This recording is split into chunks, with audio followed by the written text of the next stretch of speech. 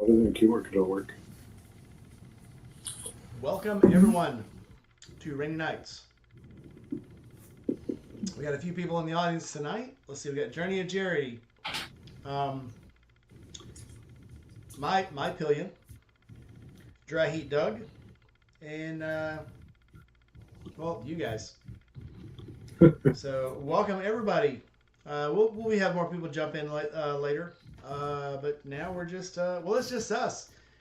Hi everybody. So tonight Hi. Tonight I have They Call Me Graceful and Band-Aid Biker. So welcome in. Tonight's theme is motorcycle goals we want to complete. And by that I mean things we said we would do on our motorcycles, whether it be trips, whether it be maintenance, whether it be some kind of upgrade, or just some random thing we wanted to do that we finally made happen. Or maybe we haven't made it happen yet.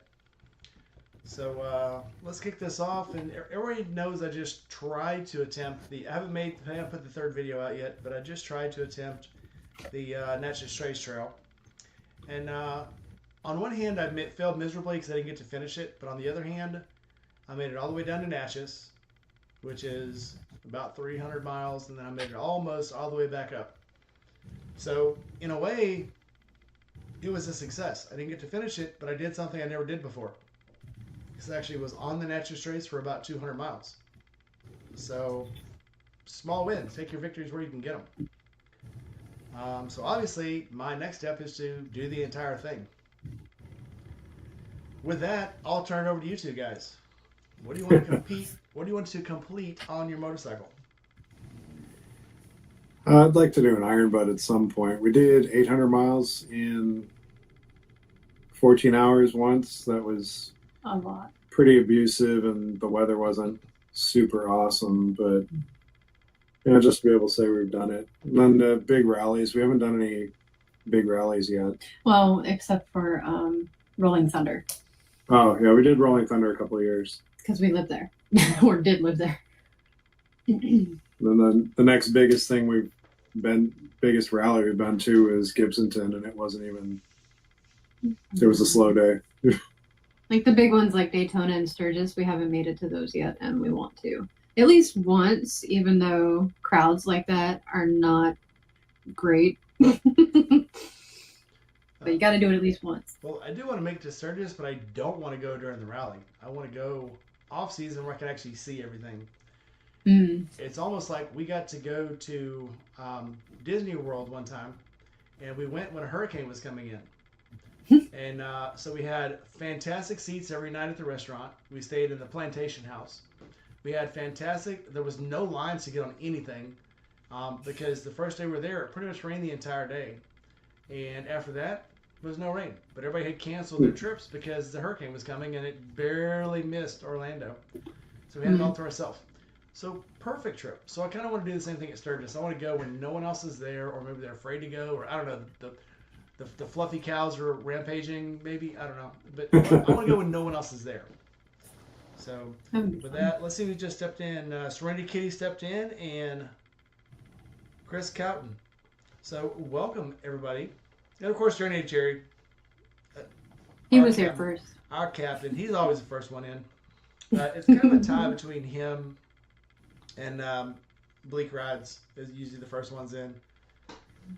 So, but I love this. So why isn't Jerry on camera and participating directly? Jerry has, I wouldn't say camera shy. I don't know, man. I think Jerry just likes to observe. He didn't like to get involved. So I'll eventually get him in. I mean, it's a thing. We'll get him in sooner or later. But for now, I'll accept him just being in the audience. So. Jerry says he didn't do it. No, he did not do it at all. So, all right. So, other than Sturgis, where do you guys want to go? What springs out to you? I'd like to see the whole lower 48 on a bike. That'd be pretty cool. Now that we're this far south, we wanted to go to mile marker 0. And from here all the way down to Key West is still 8 hours? Yeah. It's a lot. But right now, that would be kind of hard because both of us have new seats on our bikes that are not great for more than an hour. Yeah, they're definitely not touring seats, but they look real nice. They look amazing. Yeah. Sometimes aesthetics are important, and then Right. sometimes about 2 hours into a trip, that's when you realize this is gorgeous. So I got a puck seat. I got a puck cafe seat for my Sportster, and I loved it. And it was like this wide, but that long, and like super thick. And I was like, this would be a great, comfortable seat. No, it was not. once it got to where my hips were not supported fully, it had huge cushion, but the cushion was only like that wide. Right. So once I realized it wasn't supporting my thighs, wasn't supporting the back of my legs, it was like, okay, this seat comes off. That seat stayed on a total of maybe 3 days, and then it came off. I still have the touring seat for my road glide, but all she has for her heritage is the stock seat. Right, it's the stock seat. Which then the Harley stock seats are not great for us. For the heritage, the problem is not many people make a backrest. And even the cheap one you can get off Amazon actually doesn't function at all. It's too far from your back and everything. Unless you do like, what are those? Saddleman makes one that's like a nice combo seat. But it's stupid expensive. And if I'm going to spend a lot of money on my bike, it won't be on that. Mustang makes the best seats. Mustang seats, yeah, those Mustangs are absolutely awesome. I put one on my Sabre, and it was like night and day. Not only just for me, but for my pillion too. It was a fantastic seat. And you would think with that much cutout, it wouldn't be that supportive, because you would think with that big dip making that may help makes the backrest, it'd be less cushion. It's actually more comfortable. So 10 of 10, highly recommend. So now I'm looking for anything you put on the BMW. This goes without saying, but I thought anything custom on a BMW is $1,000 or more just to start. Yeah, but we looked. She had the RT 1100 R, yeah, and the seat was all right to ride it back from where we bought it, but it was too wide for her because the bike was a little tall for her. And we shaved it down. That was like $500 just to shave it down and get it rewrapped. I was lucky for mine. I got a 99 1100 RT, and it came with a Sargent seat. Nice. So somebody had already put a seat on it. It was absolutely. I bought it up in Beaver Creek, Wisconsin, and rode it all the way down to St. Louis, and then took off for a 7-day, 8-day trip, and it was absolutely comfortable the entire time. Loved it. I love that seat. So Sargent too, I guess, for BMWs. Right. But I like the seating position on the RT. I understand why standard bikes are not set up like cruisers. You can definitely ride a standard bike, or the adventure bikes are kind of the same rider position. And that's probably why you can go days on end on them and not hate yourself for it. The two BMWs are the most comfortable bikes I've ever owned. And then I had, of course, the 77. I never took it anywhere further than probably 150 miles from home. But it also had a Mustang seat on it, and it was absolutely awesome. So BMWs for the win, man. I'm telling you. They know what's going on. Those bikes are made to ride. They're not made to. I mean, they're beautiful bikes. They're a little dorky at times, but those bikes are made to ride for long distances.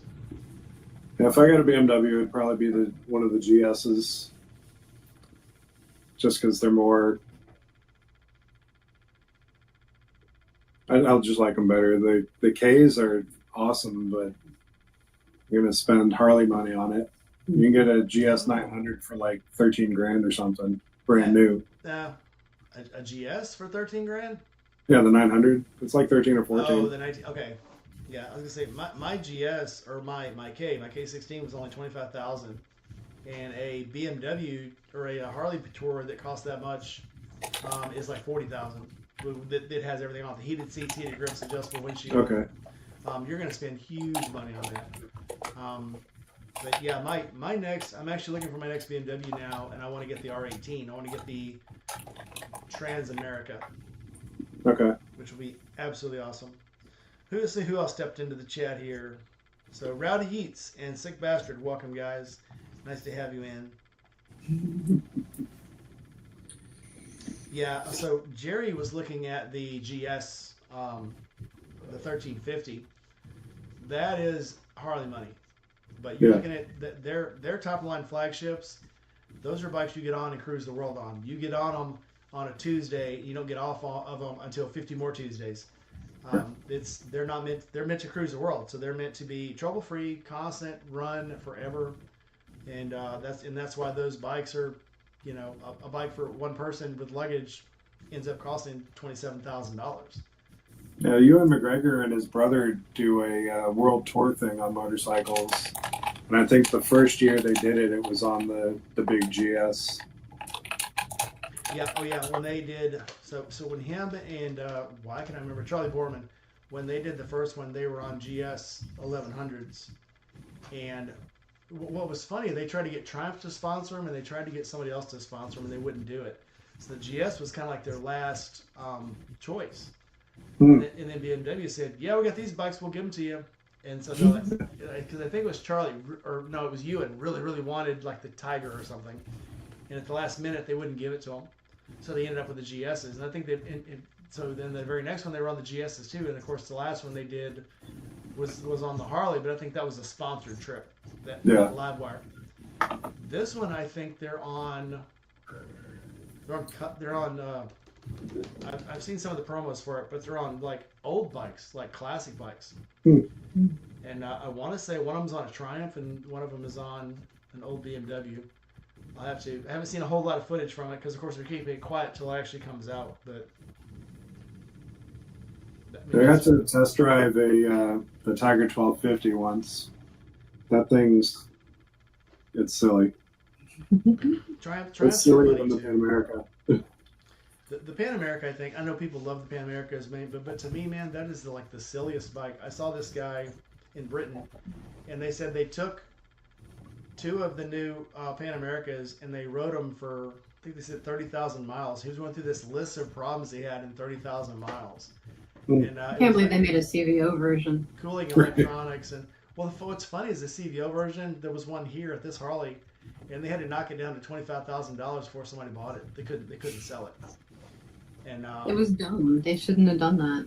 It was a beautiful bike. It was red and black. And yeah, we saw one like that at Burt's, wasn't it? But it was like they couldn't sell it. In Florida, you might have a good It's chance. the Pan America. It's not like it's a street glide. The street glide they can sell for whatever they want because everybody who wants a Harley wants a street glide. I don't know. I look at those Pan Americas. It's not a street bike. It's not an off-road bike. It's not a mud bike.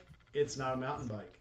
Yeah, it's just okay at everything. Instead of being good at one thing. Okay at everything. But I remember watching this dude that was like, he was like a slow ride champion. He went to the Harley demo of the Pan America where they were giving it, here, ride this bike, entered all the races. And he blew up the engine on it doing the slow ride because it couldn't. It started smoking, and then once it started smoking, they were running out trying to stop him, and then it blew the cooling lines off, and then the engine froze up, and it blew the engine. But they were like, "Well, what do you think about the bike?" And he's like, "Are you serious?"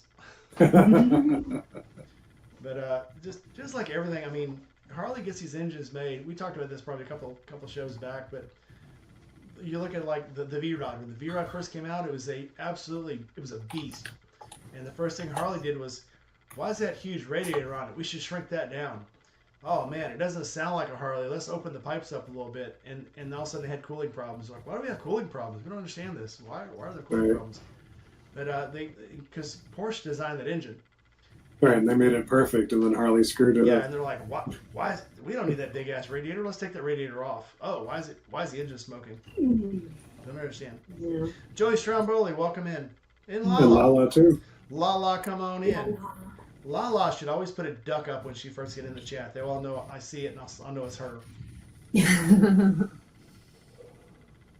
Oh no, a pig. The pig is Lala's the pigs. The pig is So hogs. I have a lot of ducks. We're all about Lala pigs. Oh, they're in the drawer probably. I get these cool things and I put them away and I'm like, I'm gonna store this away, and then they stay in the drawer. Sorry, Lala. Yeah, that one. So anyway, so you guys in the chat in the sidebar, what are your goals? Where do you want to ride to? Fill me up. Tell me your goals. Give me your dreams. I also want to do a transcontinental. I want to ride the Route 66, and I would even be happy just to start at Memphis and just ride west. That's like a 4-day trip, comfortably. Should do it on something really dumb like a Grom with knobbies. Have you seen the guys from it's the motorcyclist guys? I can't remember what their other channel is, but they redid the Dumb and Dumber trip on the little scooter.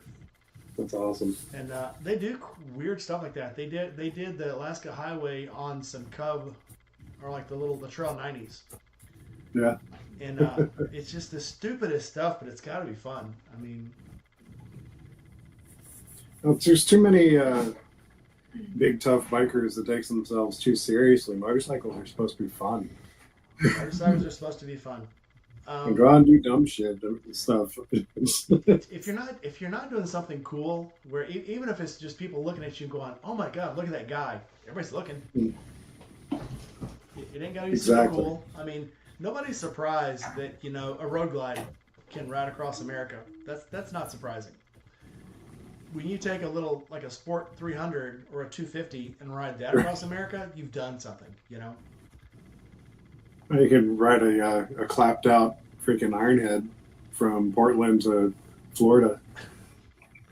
Or Shovelhead, whatever it is. Yeah, so I actually have a friend, of course, Red Rider. She's thinking about riding her Shovelhead down to Forgotten Angels from Canada. Mm-hmm. And I can't remember this guy. Oh, crap. He drove a bike from Canada down to Tampa. And it was like an older bike. I remember he had made his own aluminum windscreen for it, made the aluminum panniers, made the front shield for it and the spoiler, and drove this thing down. It was a small bike. It was like a 600. And him and his girlfriend rode down from Canada on this thing. Ridiculous. That's awesome. So that's real biker stuff. And that's I wish I could remember which bike it was. It wasn't a big bike. The first camp out we went to, a guy showed up on it was like a 400cc sport bike that he'd ridden from Maryland or something. It was Jersey. No, it was a Japanese. No, it was a Chinese super scooter. It was like a 200. Oh, like an Amazon motorcycle. When he got there, it was totally shot to hell. And they took it down to the ride factory, and of course he won a gas card, and they fixed the bike for him and put real bearing. It came with like the Chinesium bearings and Chinese wheels on it and shit. They basically rebuilt the bike for him at the ride factory where he could get back to. I think he came from Maine. Right. Maybe he came from like. It was Maryland. It was Maryland. I just remember that it was way further than those bikes are meant to be ridden in a couple of days. It was about 1,000 miles more than that bike was meant to ride. But yeah, he said it took him. It was 45 miles an hour the whole way here. Yeah. And then the dude came from the Massachusetts guy rode a 120 down. He was the one that rode the freaking, what the hell was that? It was like the bike that Shay Lacey had. The hell was that? Well, that's a 650, the Savage. No, it was the little trail scooter she had, the Trail 90. He had like a Trail 120 or something, and he rode that thing all the way down. I think they called him Jersey or something. The dude was heavy. He was actually from Wisconsin, but he had a thick Jersey accent. He had rode it down from maybe New Jersey. But yeah, those are the trips that are like everybody looks and points at. It's like that you shouldn't have been able to do that. Congratulations, you did it. Yeah. Never do it again. Right. Mm-hmm. Never do it again. However.com. It's a CT125. Serenity says. What are you doing? I'm gonna get my Grom hooked up like the one that Captain Jerry. No. What? Crazy guy from Virginia Beach. Oh. Mike. Emig. The one that he donated. The monkey? The monkey? Yeah. I mean, a monkey's really just a Grom with the different tins on it. Well, Chris just said that his son wants to iron butt down on Groms in October. Hell yeah, that's awesome. I can't believe Mike donated his bike. I saw that bike. He put so much money in it, 3 years ago. Mm-hmm. And, the TL Dream? Yeah, and when I saw it, I was like, oh my God, this bike's gorgeous. Yeah. And I can't believe he donated that bike. That's got to be a part of his soul, because he's like that was him. I think he's letting go. He is. You think? It's going to be cathartic for him, I think. I don't know, man. I mean, I guess I can understand, the donation is bigger than you, I guess. But it was like, that bike was so gorgeous. Yeah. I mean, look how many, the Fat Man has donated. The Fat and Furious. Yeah, I still need to buy some raffle tickets for the Road Glide. It's just crazy. We were talking to that guy probably 4 campouts ago now. And he had just finished another bike. He was like, he had just built it. It was his second bike. He built it to put, he says, yeah, I just build them, put everything I can on them. And once I run out of things to put on them, I sell them. and I start over. So, Man, rough life. Yeah, I don't think he bonds with his bikes very much. Not like Mike did, because that was like part of him. But that's just crazy. I could not see. It's hard for me to let go of bikes when I have a bike, especially one I've had for a few years. If I buy a bike and I fix it up and I sell it, okay, that's cool. But like the BMW I had now, I've had that bike now for almost 6 years. I mean, I can't. I'm eventually gonna have to sell it. But when I've had a bike that long, it's so hard to let go of them. When like the RT, the 1100, when I sold that bike, I'd put it up and somebody'd come look at it, and all of a sudden, if I didn't get a feel for the guy, I'd start trying to talk bad of the bike. I was like, maybe this bike ain't for you. Maybe it's too much for you. I can't imagine getting rid of my Road Glide. I can see myself getting additional bikes, but I love my Road Glide. I'd like to get it painted so that it looks like a Trapper Keeper from 1993, though. The one that's going to be hard to let go of is the Sportster. Yeah. And I've got more memories on the BMW, but the Sportster, I've done everything to it. I bought it as a bare bones Sportster, and I've changed so many things on it and did paint jobs on it, and I've did the expansions on it, and changed the seat, and changed the handlebars, and put a front fairing on it. And I changed the back fender, and I put a fender limit or a license plate eliminator, changed all the lights. I put so much time in that bike, like personal touches on that bike. That would be hard to get rid of, even though I probably could. Now this 650 I have, the Ninja, that one, it's wrecked. So by the time I finished building it, everything about that bike is going to be me. Right. And so if I don't get rid of that bike in a year, I probably won't. As soon as I'm done with it, I'm gonna have to go, okay, I'm done. Somebody come buy it.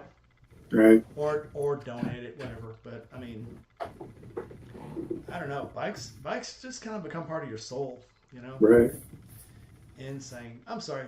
I'm making this all about me. Let's make it all about you, Tom. I still have a screw in my back tire. What's your goals? Tell me about your life. Tell me about yourself. What? Goals. Goals? What goals? Motorcycle goals. Oh, well, so I bought my Heritage here 2 Julys ago from Uncle Bogator when he was still there. And when I bought it, they gave me the 2 oil changes for free type of thing.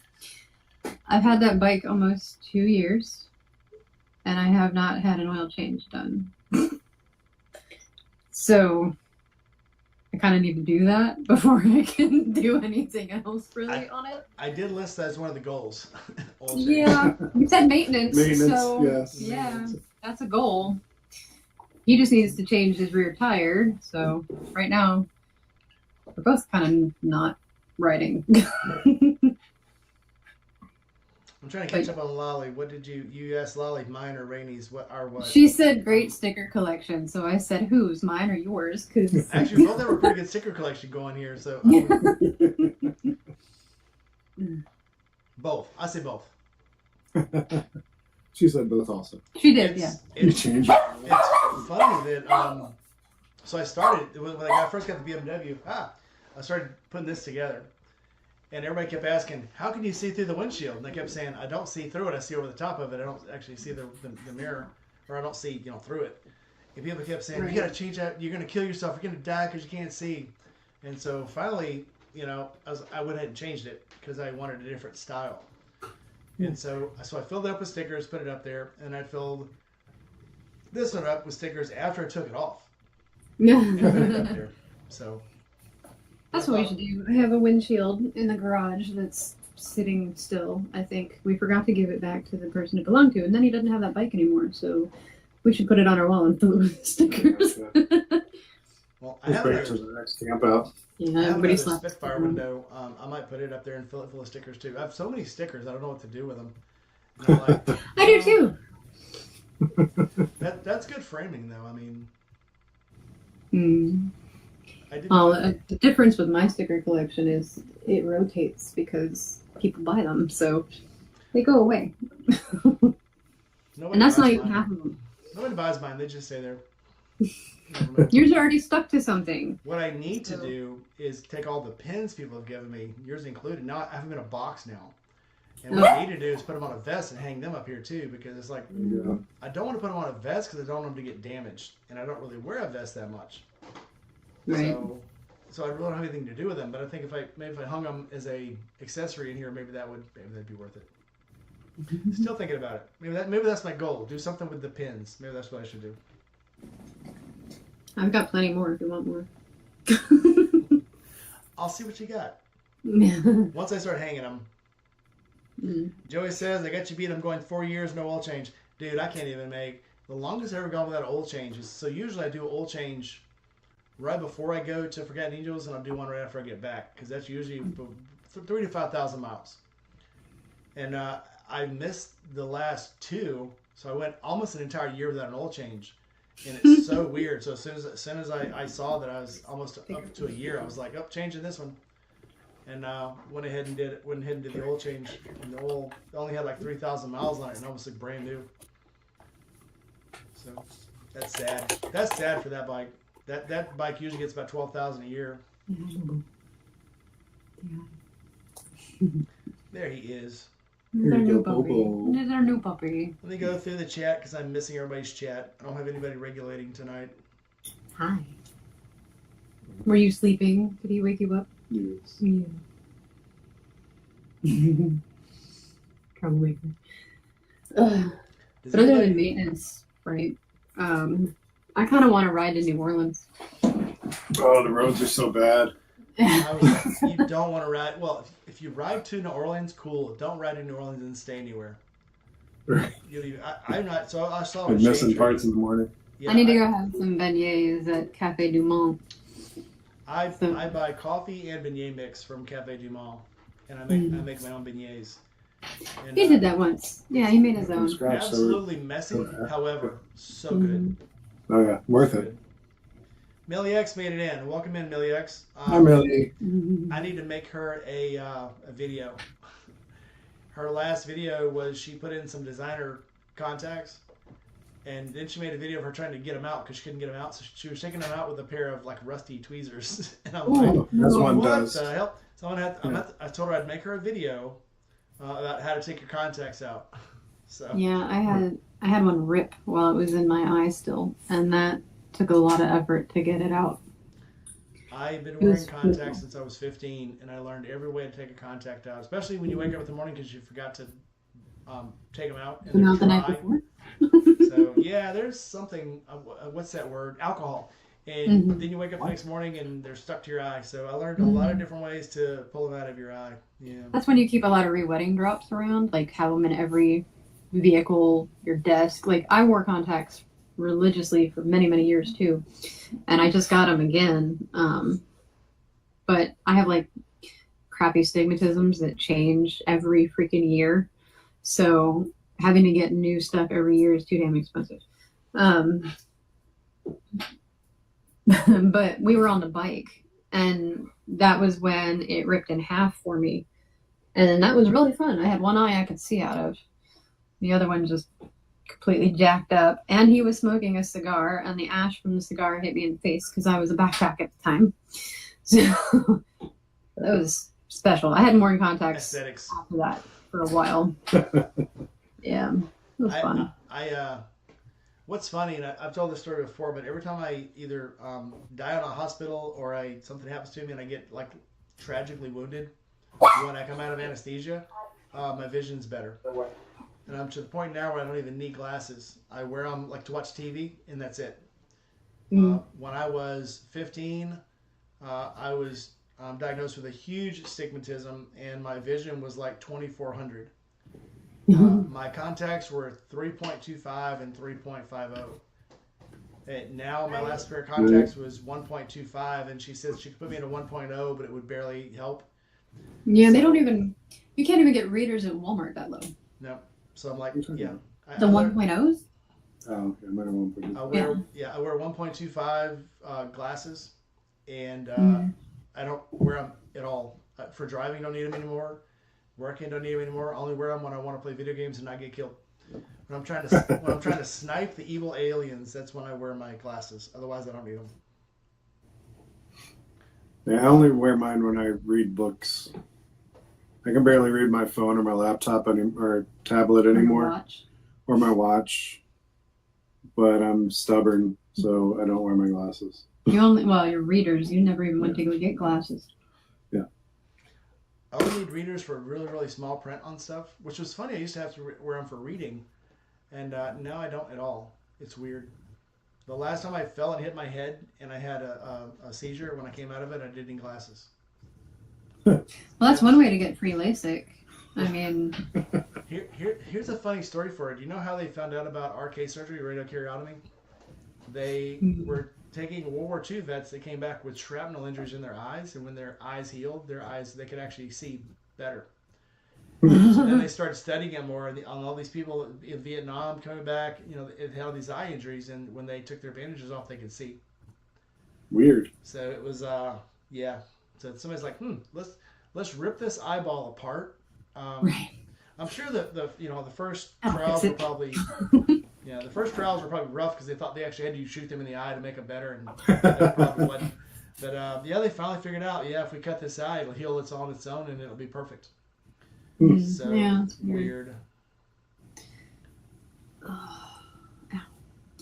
see, where else were we talking about going? Lala says we had a friend named Booger ask me how she got her name. Okay, how'd she get her name? Do we want to know? Do we want to know? Right. Is it gonna make me want to vomit? Was it a diet food? Is it? Ew. Do I want to know? We're talking about beignets and she's talking about Booger, so I don't know. Right. You know what? What would be fun to do is to ride to the Space Coast for a sunrise, and then come back over here for sunset. Yeah. That'd be fun.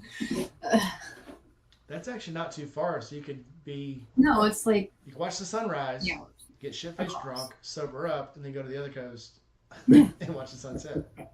It's like a 3-hour drive. It's a win-win. We stay on I-4, we only have to worry about cars and not gators. I-4 is a nightmare. I'd rather go the back way. I remember going down to Florida City. So I used to work for a sign company and go down to Florida City and Orange, Florida. And in, what was the other one? Will you lay down, please? A bunch of orange groves down there. But I remember going down there and the cyclone fences, there were gators like sideways on the fence hanging on. Yeah. And I was like, who the hell would walk through here? Of course, and then you see the signs that say joggers down the side of the road. And it's like, I'm like, no, that's the gators put that sign up. This is a trick. Somehow. I see a lot of joggers in the morning on my way to work, and they're definitely jogging places that there are gators. And all they've got is those little flashy waist lights or whatever. Maybe they're just taking the chance that early in the morning they're not getting the sun yet. The sun's not up when I get to work. I'm not even going to read that, Lala, but thanks for sharing. That's so gross. You got a tornado watch tonight? Dude, the weather, when I got up this morning, so it's been being like 55 in the morning. This morning it was 82 degrees. And it's been dark all day long. It's like that foreboding darkness. Is it kind of green? Yeah. It was a weird purple and yellow. Yeah. Okay. Oh, yeah. No. And it was like, all right, something's coming. And the wind has been blowing about 45, 50 miles an hour all day. Hi, Buck. Yeah, I saw a news report about the weather north of you.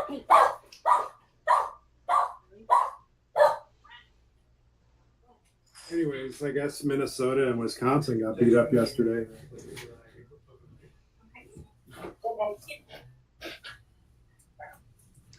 Minnesota is not a real place anyway. Make me some. Okay. Come on, stay here. Get your I phone. don't know anybody from Minnesota, so I'm pretty sure it's not a real place. No, I'm just making a plan. I'll see. My grandfather was from Minnesota, allegedly. Alleged. Well, I don't know him, so this may be a trick. Beef. My I'll grandma manage was to from do it. South Dakota, which is also potentially a figment. What's funny? I read this thing the other day. How to tell you're living in an alternate reality, and it's like, you go grocery shopping all the time, at least once a week, sometimes twice a week. Have you ever seen any of your neighbors unloading groceries? No. I've never seen any of my neighbors. No, ever. See, that's how you know you're living in a matrix. Weird.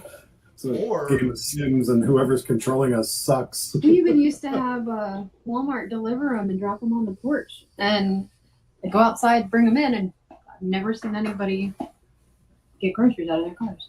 Or we're living on the Truman Show, and everybody else is dropping off in the back. Bobo, come here. All the world's a stage. Mm-hmm. At least mine. Buck, why aren't you getting in? Oh, because he's in the middle of... You didn't welcome to Buck went to a Rockville? festival. Buck, you keep standing me up. I don't like I want to this. go to that one. That one looks a little intense, though. Rockville? They do it in the raceway, don't they? Yeah, they do it at Daytona. I thought it was. Yeah, They do it at Daytona. I was thinking about Leesburg Bike Fest. I get confused. Yeah, no, Rockville. Welcome to Rockville's at the track, I think. Well, he could live stream the concert He for could. us while we're talking about things we'd like to do on motorcycles. Right. I'd like to learn how to do a wheelie. Oh, dear God. I need to just go and find a parking lot like you were talking about and do a whole lot of like U-turns. Me too. I suck at U-turns. We don't do like slow speed practicing as much as we should. Lucky as I am, so I live on a boulevard, and it's a one-way street I live on, so I got to go to the end and do a U-turn and come back around. So I get to do my tight cornering and my maneuvering every morning when I go to work. It does keep you fresh. Yeah. It's funny how you don't realize you're losing skills until you try to do something and you can't do it. Mm-hmm. So I try to do all my skills as much as I can. Like if I'm leaving work and there's not many cars there, I'll just start doing some figure eights and I'll start trying to tuck between the lines. And it just keeps you fresh because you don't know. You don't know what you don't know. Right. I get on a street by myself and practice emergency braking. It's horrible to find out at the last minute your brakes don't work when you so practice everything in advance. Yeah, they were just fine last month. Yeah, I just changed them 2 years ago. Right. Yeah. What do you mean brake pads don't last forever? Yeah, my favorite line from American Tail. She's like, Fievel, wash your hands. He's like, I just washed them yesterday. Wow, you're But quitting your age. They're talking about that movie, but we know about it. I saw it in the theaters. Was it Aristocrats? Is one of the other Aristocats? No, that's before our time. There was another one. There was All Dogs Go to Heaven. No, I hate that movie. It's a good one. what? That's a Horrible. no, it's a lovely movie. It's a lovely worse- movie, and then you're like all sad because the dogs freaking die. It's worse when you find out the backstory. Mm. Can you handle the backstory? You want me to tell you the backstory? Sure. The little girl who played the voice of the little girl Yeah. died before the ending of the movie. Hmm. And so when Burt Reynolds was reading the part of the dog telling her goodbye, she was already dead. Wow, that's So And they his said tears are real. it took him 20 takes to finish that line yeah. Mm. when he was trying to tell her goodbye. Mm. So sad. I can never watch that movie. I mean, They Now I want to watch it it again. just changes the story. It'll crush you. Traumatized. It just crush your soul. used to Right. traumatize kids with the movies back Hell then. yeah. Well, I mean, So- Secret of Nim. so Secret of- like, yeah, Secret of yeah. Nim. Yeah. Bambi. Bambi. Watership Down. Let's kill them. Oh all. my God, that's such not a kid's movie.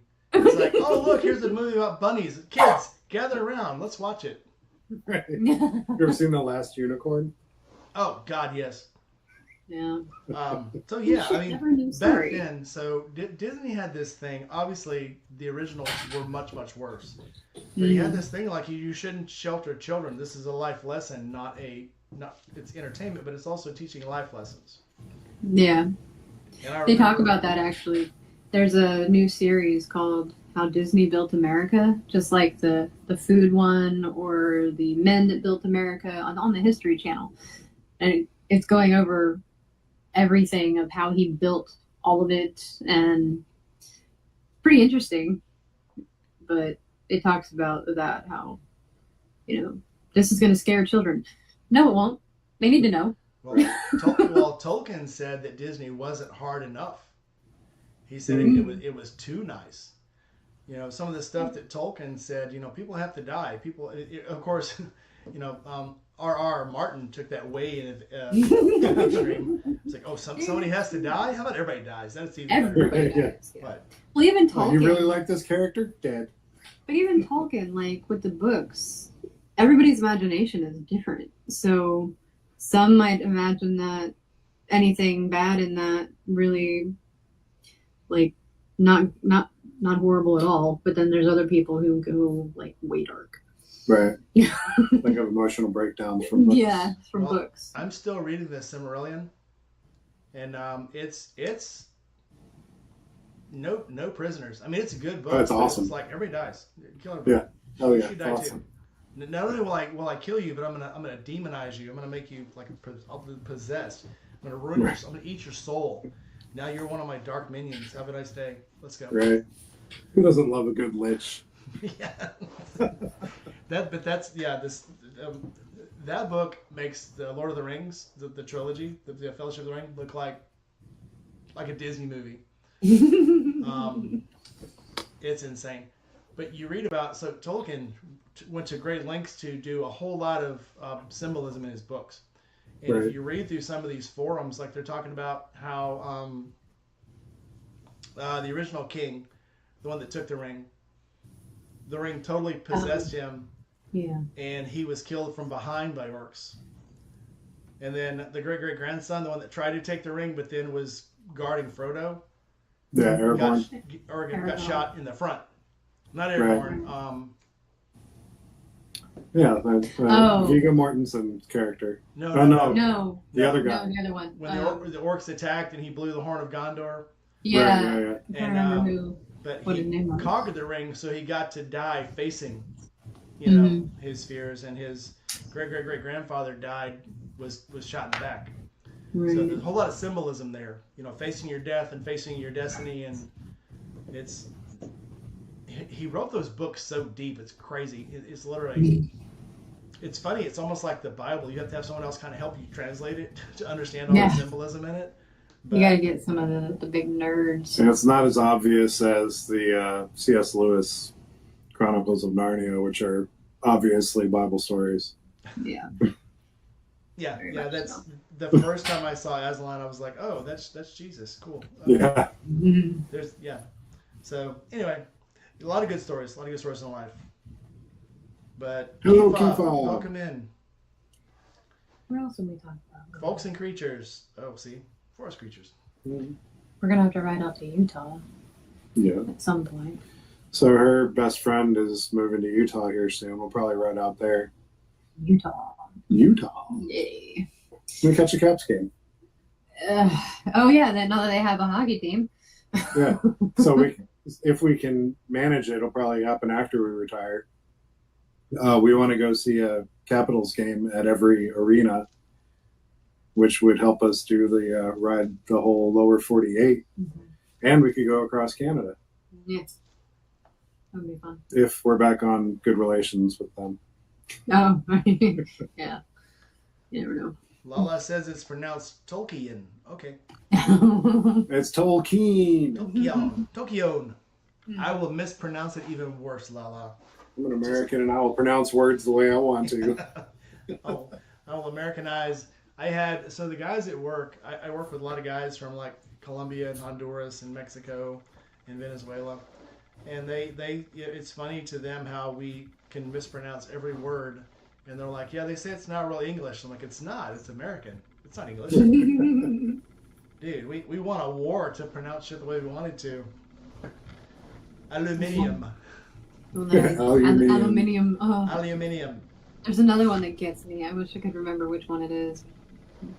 I cannot remember. It's Tom. Even the way they pronounce like car names, like Fiat. Well, they have Accent is on the wrong. it's not a station wagon; it's an estate. Or it's not a. It's not a It's coupe, not it's a a trailer. coupe. It's or no, what is it called? A It's caravan? not a camper. It's a caravan. Yeah. Got any caravans? You like dags? Dags, It's a dags. caravan. What's the gun for? Millie's made it back in. So Millie, did you stab your eye with those tweezers? I gotta know. It looked pretty painful. Refill my water. Okay, well, I thought I was gonna follow you. I definitely want to make the mountains. So I want to go to Montana. I want to go through, Seattle. I want to go up to see Gma. There's just stuff I want to do. $1 million highway. Yeah. So I went out with, this was probably in last September.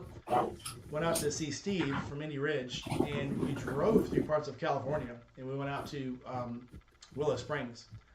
And the road from Las Vegas to what's weird about Las Vegas is once you're out of Las Vegas, you're like in the desert. Yeah. As soon as you get out of Las Vegas, it's all desert. There's just the strip, and that's it. Yeah. So when we went to Willow Springs, it's like all like you think you're in Mexico.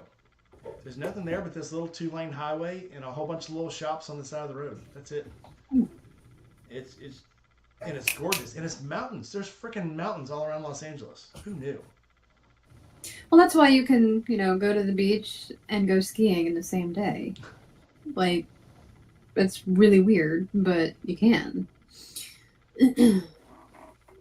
What? Stop. I've never been to California. I don't even know if I ever want to go to California. There is, and what's weird, the bad parts of California are around Sacramento and Los Angeles and San Francisco. And those are very, very small pieces of land. The rest of California is like rural. It's country. I mean, and the people are like normal. My friend that's moving to Utah, they're moving to Utah for her husband's parents.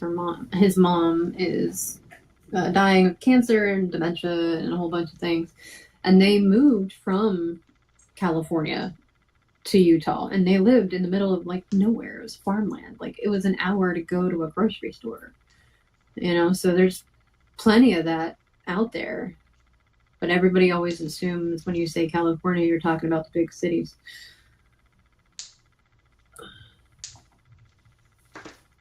Bobo.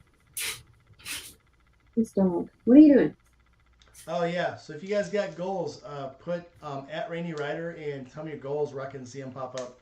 I don't have an executive producer yet, so if I'm not looking directly at the comments, I miss them. So if you put at Rainy Rider glow in yellow, and I'll be able to remember it. So yeah, I don't get your attention. I will also tell you guys this: if you guys want to donate to the channel, do not donate through YouTube. YouTube takes about 30% of whatever you donate and puts it in their own pockets. If you want to donate, go to the Patreon. Don't go through YouTube. It's ridiculous. Read Donkey Lonkus. Or you can just go buy a t-shirt at the shop. That helps too. But yeah, I definitely want to do Route 66. I want to ride 95 from top to bottom all the way on the East Coast. And I have never stopped at south of the border. Really? No, I always Wow. Usually when I'm driving through there is I'm trying to get somewhere, and it's like a 24-hour trip, so I never stop. It used to be so much better than it is now. When I was a kid, we would stop there every time we passed it. We would go to Myrtle Beach a lot, and we would go that way and stuff, and it used to be a lot better. I think we stopped there recently on our way back from Forgotten Angels from a camp out. And it was like, are you really sure you want to go to the bathroom here? Okay. Talking south of the border. Yes. Yeah. So when I was stationed in Virginia, I was stationed in Norfolk. I used to drive down. We'd go all the way to Atlanta and then cut off and head towards Texas. And we'd pass through south of the border, and every time we go through, next time we're gonna stop. Next time we're gonna stop, and we never stopped. It's like when you pass like the Barber Museum. I used to pass by there all the time. I'm gonna stop there one day. Well, I'm gonna stop there one day. Same thing with the AMA Museum. I'm gonna stop there one day. I've been to each one of those once, and it was a purposeful trip to go. Had to say, that's where I'm going. When I get there, I'm going to stop. I'm not going anywhere else. Because otherwise, just like, you look at the clock, and you're like, well, man, I already won't get there till like 3 or 4 in the morning. If I stop, that makes it, daylight till I get there. So you don't stop. But that's why we're talking about these goals, because you got to have these goals to make you go to these places. You keep promising yourself you're going to go. And I wonder how many of the roadside attractions from Pee-wee's Big Adventure still exist. Biggest ball of foil. I've always wondered if there's actually a Barbie museum. Oh yeah, there's definitely a Barbie museum. It's been on Science Channel or whatever. No, the Klaus Barbie Museum. From what was it? It was Rat Race. Where the little girl wants to go to the Barbie museum. I remember that. It ends up being a Nazi nostalgia museum. I wonder if that's an actual real thing. Probably. I know there's a real Lego museum. There really is the largest ball of twine, largest ball of foil. Yep. Upside down house somewhere. The upside down house, the crooked house, the gravity defying house. Mm-hmm. Those places actually really exist. The Oh my Alamo God, There's a actually museum in exists. Orlando we went to. Oh, where it's upside down? Yeah, there's That like was a a, upside down museum in Orlando. Hey, hush. It's pretty cool. It's the Ripley's Believe It or Not. I've gone to the Ripley's in Williamsburg. We went to the one in Niagara Falls We did. on the Canada side. Got my food. Yeah, but a very tiny version. The one that's in Richmond, when you look at, or Williamsburg, when you look at it from the outside, it looks like it's about the size of a convenience store. And when you walk in, it just doesn't stop. It just goes and goes and goes and goes. And it's like, It's a TARDIS. it's bigger on the inside. Yes, it's bigger on the inside. But We were at Ripley, believe it or not, when you did that whole. I'm like in a The bubble. giant bubble. Yeah, like there's this thing where you can do the huge bubble, and my entire body was inside the bubble. It was kind of neat. Key-Fob says he's getting a gull wing, or he's got a gull wing. You got a one, gold but it's ring. not running yet. It's like my ninja. It's there in spirit. There's So an Oz the museum? ninja, I'm finding out now, doesn't actually have a title. So Is it in Kansas, Lala? it's gonna be just a project bike. So is a gull wing that's not running a gull wing, or is it just a wing? Oh, a gull wing that's not running is a Harley. Oh, just kidding. Kind of. Honda Davidson. All right, let's read through here. Yeah, once they break. What's funny now is my Harley doesn't leak and my BMW does. It's got a very small leak on the starter, and it's a known problem. I've already had it replaced once, but the Harley doesn't leak a drop. The BMW leaks around the starter casing, but it's like weeps. A drop never hits the floor. Probably mostly because I drive it almost on and blow all the drips off. Yeah, probably. Biker Girl, welcome into the chat. You're just in time. Thank you. You're just in time. We were starting to get boring. So, As if. I don't know. Doctor Who got brought up. saved by the banker. Yep. All right. Welcome, everybody. Welcome to the chat. Just a Biker Girl. Welcome in. Yay. Hi, guys. I'm sorry. Sorry. I would I'm so try to late. do the cheer, but I'm afraid it would probably kill us. It never works. Hang on. Let me try it. Let's see. Yay, it worked. Okay. Nobody's vaccinated. Enough of that bullshit. All right. And Buck just lost connection. Of course he did.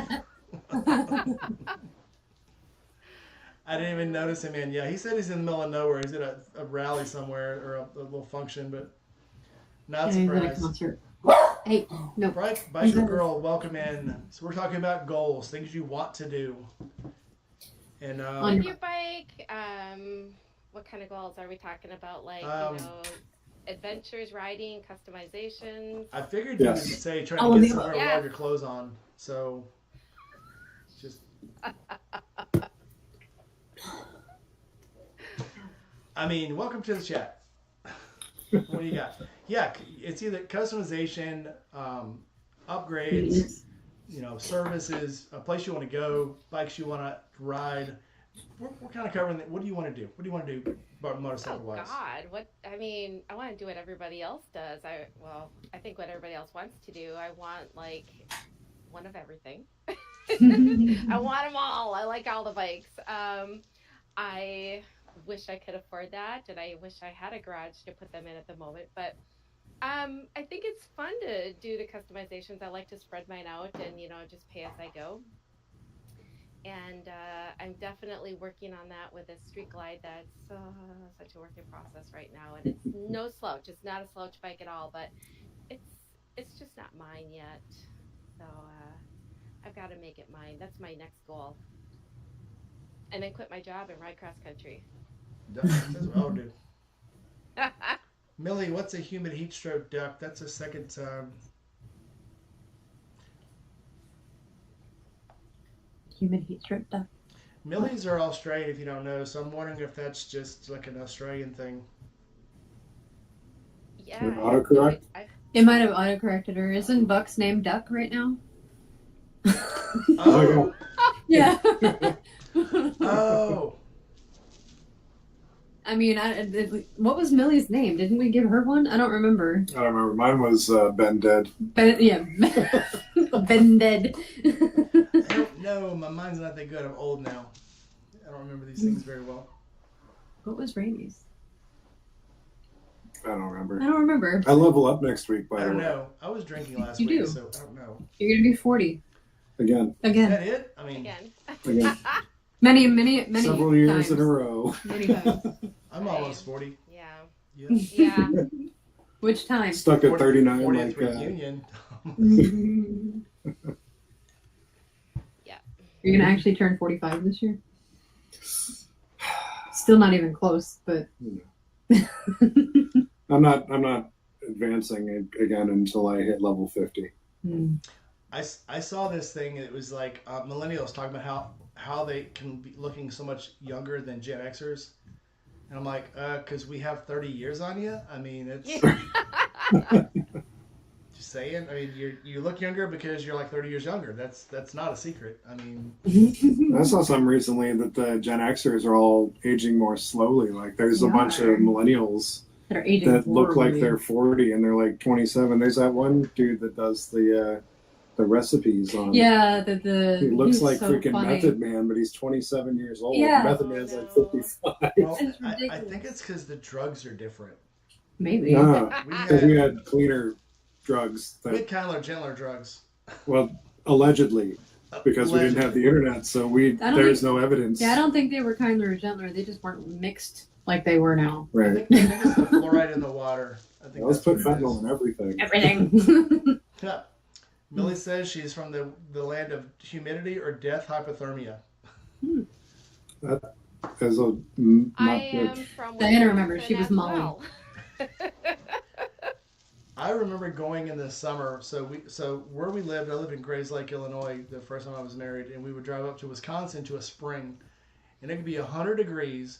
In this spring, they would like pipe these springs, and water would be coming out, and there'd be ice on the pipe where the water came out, and it's 100 degrees outside. Mhm. That's But weird. this little spring, they put little cisterns under it. They were like 100-gallon cisterns, and they'd have ice in them. The water was so stupid cold. Hmm. Look at That's him over it now. Wisconsin. All right, Biker Girl, tell us your dreams. You want to own one of everything, but give me some specifics.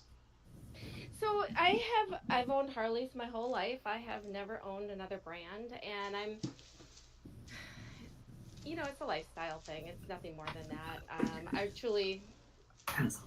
I don't know what I'm gonna end up on, but I want to try. I want to try something that's a little lighter, a little easier, but still, beefy and kind of has that, hardcore feel to it. I don't even know where I'm going. I haven't figured out what I want to be when I grow up yet. Yeah. I Does don't anybody? know either. Might I Right. recommend a BMW? Now, this is someone. all of my friends have said that. You know, all of the purists are like, if you really love yourself in the ride, you will go to a BMW. That's what they all said. But they're a little high, and I say that I've had all of my bikes lowered, so I have no excuses at all. The R18 is a lower bike, and you can also every BMW has adjustable seats and adjustable suspension. I'm gonna have to test drive. So the bike I'm on now, the K bike, when it's in one player mode, has a 31-inch seat. 2-player mode is a 34-inch seat. So when I jack it up. However, the R18 has a 27-inch seat. So that's what I'm moving towards, because I said that. Because my hips are getting older. It's hard to hold the bike up when I got it in 2-player mode. So I'm looking for something that's better for me. Also, so the BMW I have now, again, it's a lovely bike.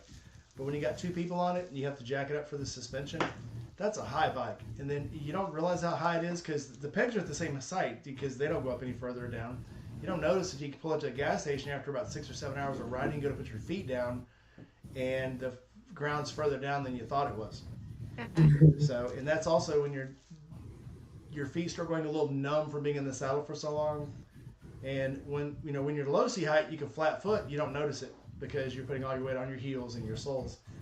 When you're having the tiptoe of the bike and your toes don't want to work right, especially when it's cold, that's when you notice how high the bike is. But have you ever thought about trying not being short? No. I thought about It's neat. So this was funny. So I've looked 30 since I was 15, and so I've always been this tall. And now that I'm 40 something, I still sometimes look 30. But and I've only lost a half inch, which was funny because when they did my neck surgery, I gained an inch.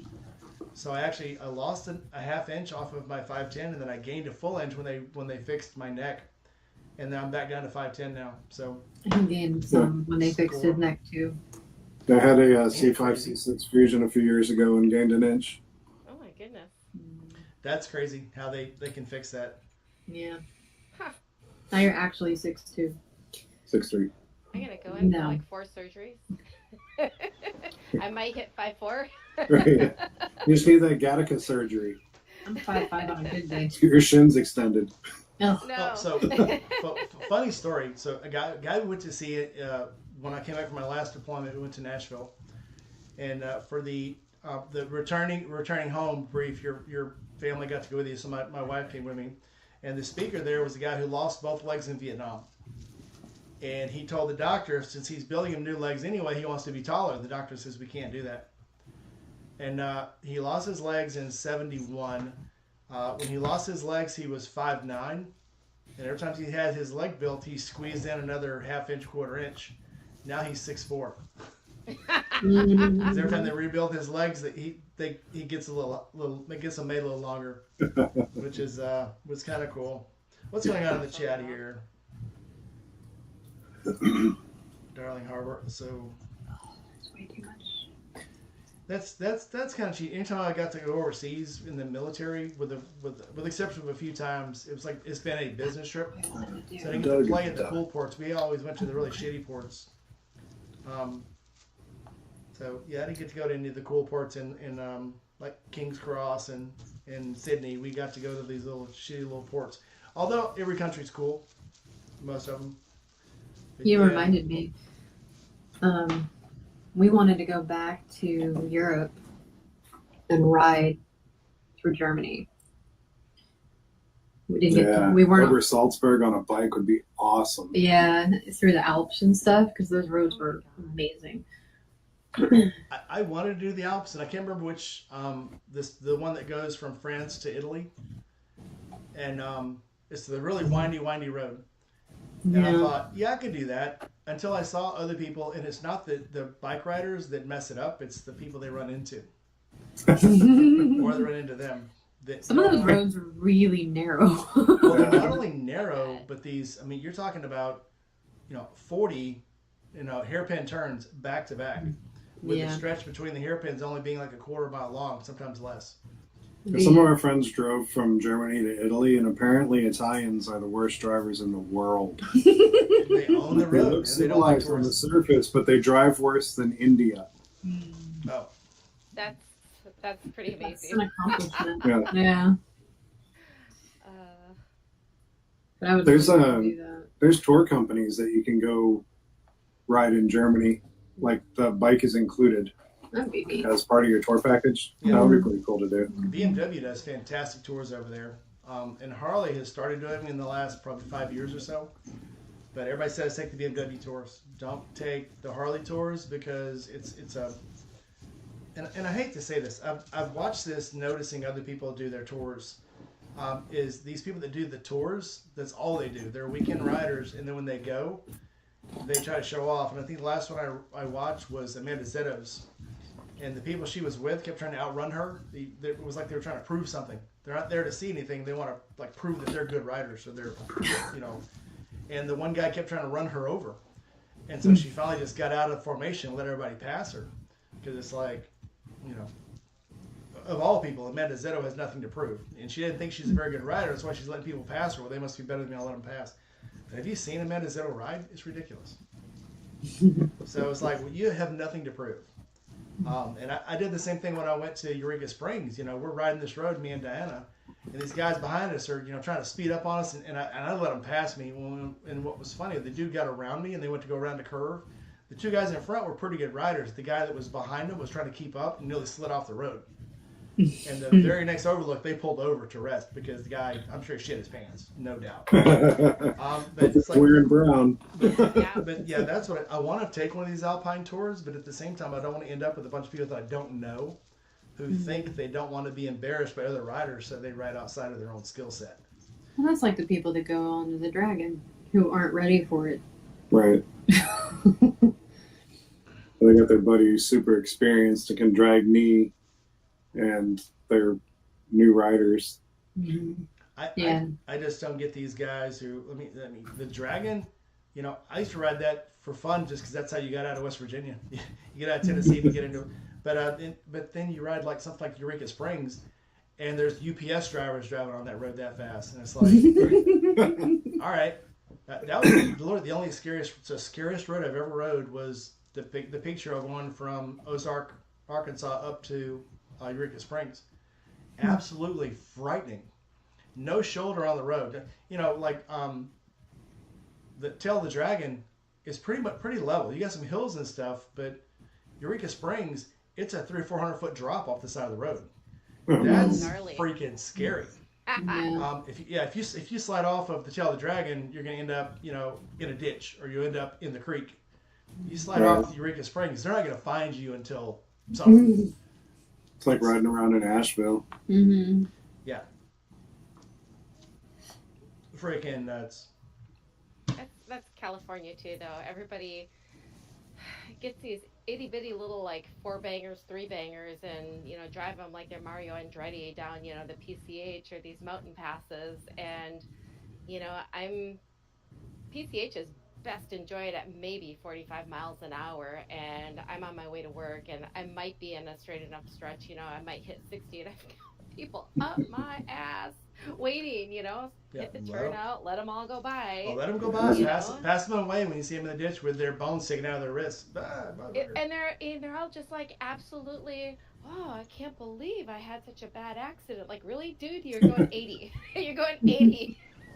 Oh, I get all as opposed to the 101 where people think that's the speed limit sign and not the highway designator. Yeah, right. I know. I get it on 75 when it's, you know, 100 miles between each town, but just on these back roads and stuff, it's like, come on. I don't know, man. I don't get these people, and it's always the inexperienced guy who's following his friend who thinks he knows what he's doing that ends up the one getting hurt. And I think too, you know, and I've heard you all say it too, it took me a while to realize that, you know, hey, maybe I am a really good rider. Maybe I am experienced enough, you know, to be comfortable. Because I remember coming back from Babes Ride Out and just being absolutely like, wow, look at, you know, we actually have some clubs and they're horrible. You know, they were horrible riding home, and it took forever to get around them because, you know, of course, everyone's going to stay in formation in the left-hand lane, and they didn't know how to corner. They didn't know how to take curves. They just really didn't know how to do any of it. And I came home and I talked to my husband. He's like, I think you dismiss how much you ride a bike and how comfortable you are on your bike. And it's like, oh, Hmm. well, okay then. Yeah. I get this crap all the time when I do a tire change video. People are like, "Oh, you wasted that tire. It's still got chicken strips on it. Oh my God, how can you?" And I'm like, "Chicken strips, dude. This is a highway bike. This tire has 10,000 miles on it. It's worn out because it's worn out. And no, you're not going to drag a knee on your way to work every day. Mostly because most roads are straight. This is not a racetrack bike, and you shouldn't be driving yours like you're on the racetrack. Just saying. But I don't know. These young kids always have something to prove, and we're older. We've not only have proved anything. We don't need to prove anything anymore. I've lived to this ripe age because I am this awesome. Otherwise, I wouldn't have made it. So I have nothing more to prove. I'd rather not ride with people who think they have something to prove, because then they Yeah. just put me in danger. Well, that's what I stopped going on the Forgotten Angels rides, because you'd get out there and you'd have these guys that were trying to prove something. Every Yeah, I've gone Forgotten on Angels one of those ride, rides. That was enough. yeah. I went on Yeah. one, and when everybody, so of course they'll always say at the beginning, stay in formation, don't try to pass. If you do get a chance to pass, somebody pulls over, then you can pass, but don't just pass somebody because they're falling behind. And I remember I was behind Crash, and I remember people trying to run around, because Crash he takes a little longer to shift, granted. Well, we're seeing countryside in Florida. It's freaking beautiful. That's what we're out here for. And everybody else was just trying to run as fast as they could and prove what great riders they are to all of the Shade Tree Army, And I remember a guy passed Crash and he ran into the bike in front of him, because once he passed, he didn't know how to slow down. Because he forgot he had brakes. I don't know. Or didn't realize Crash was slowing down for a reason, maybe. I don't know. Yeah, paying attention. Yeah, Crash knows the area. You don't. Follow the Were locals. you on the ride that when Shep wrecked? No, the one before that is the one. So I missed the one where the dude died, and David's David's sister had to give him CPR, and I missed the Shep ride. He was there actually at the camp out. The one that David's brother or David's sister saved or whatever. Right. Yeah, he was there. I seem to miss the bad accidents, or they're behind me, and we get back and find out. Me and Diana went on a ride in Arkansas. This was probably 20 years ago, and we went on a poker run, and they said somewhere along the way they decided to turn it into a beer run. So one group decided, well, you won't get your card unless you down a beer. And at first it was like, you get to the spot and you have to wait an hour before you can leave to go to the next spot. Then they were like, I'm not falling behind. They chug their beer and take off. Well, we get back to the place was called the Eagle's Nest in Jonesboro, and we get back, and there's only out of 300 people, 50 people have made it back. And we're like, where is everybody? Drunk. And they're like, they decided to do the run, and then they have to wait an hour between trips or whatever. And we were still, there was pie stops, there was a lunch stop and stuff. I was like, we're not rushing to get through. And about 30 minutes after we got back, we found out that there was a couple that was trying to pass another couple, and they ran headlong into a Mack truck. She died on impact. They flatted him out. The other couple that they were trying to pass was knocked off the road. They were both injured, but they lived. But it was and then they found out later they were all drunk. The whole group they were with. Yep. So I don't know, man. Don't play. How about next time you come to the camp out, we'll have a separate ride for people that don't have anything to prove. Well, that's what the breakfast ride was supposed to be. And then the last time I was down there, they did the breakfast ride. They ended up running off and leaving a couple people because they didn't want to wait for them. And so that left a girl who was there on her first time being on her own motorcycle, taking a trip of any kind with anybody, was left at a red light by herself. Ooh. And luckily, somebody went back and looped around and got her, but she was freaking out. She couldn't even drive her own motorcycle.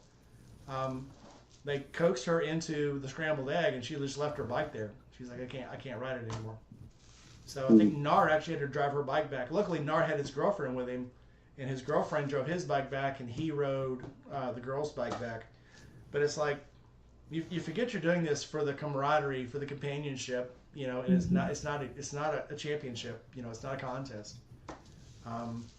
So Yeah, We'll definitely. stick to it. You know, we Stick to took the- some rides to go out and eat. We took some rides to go, you know, to Um, a couple of snack places, get a few beers and stuff. But it's like, I don't know. It's got to where it's got to where I don't enjoy the campouts anymore. There, it's turned into too much. Oh, the past two have been super chill. Yeah. I mean, the Well, the crowds. one because there was a hurricane and nobody went. Well, we still had almost 200 people. We still had like 200 people, yeah. But even the one after that, this one in March, Very chill. it's nice not having it so chaotic.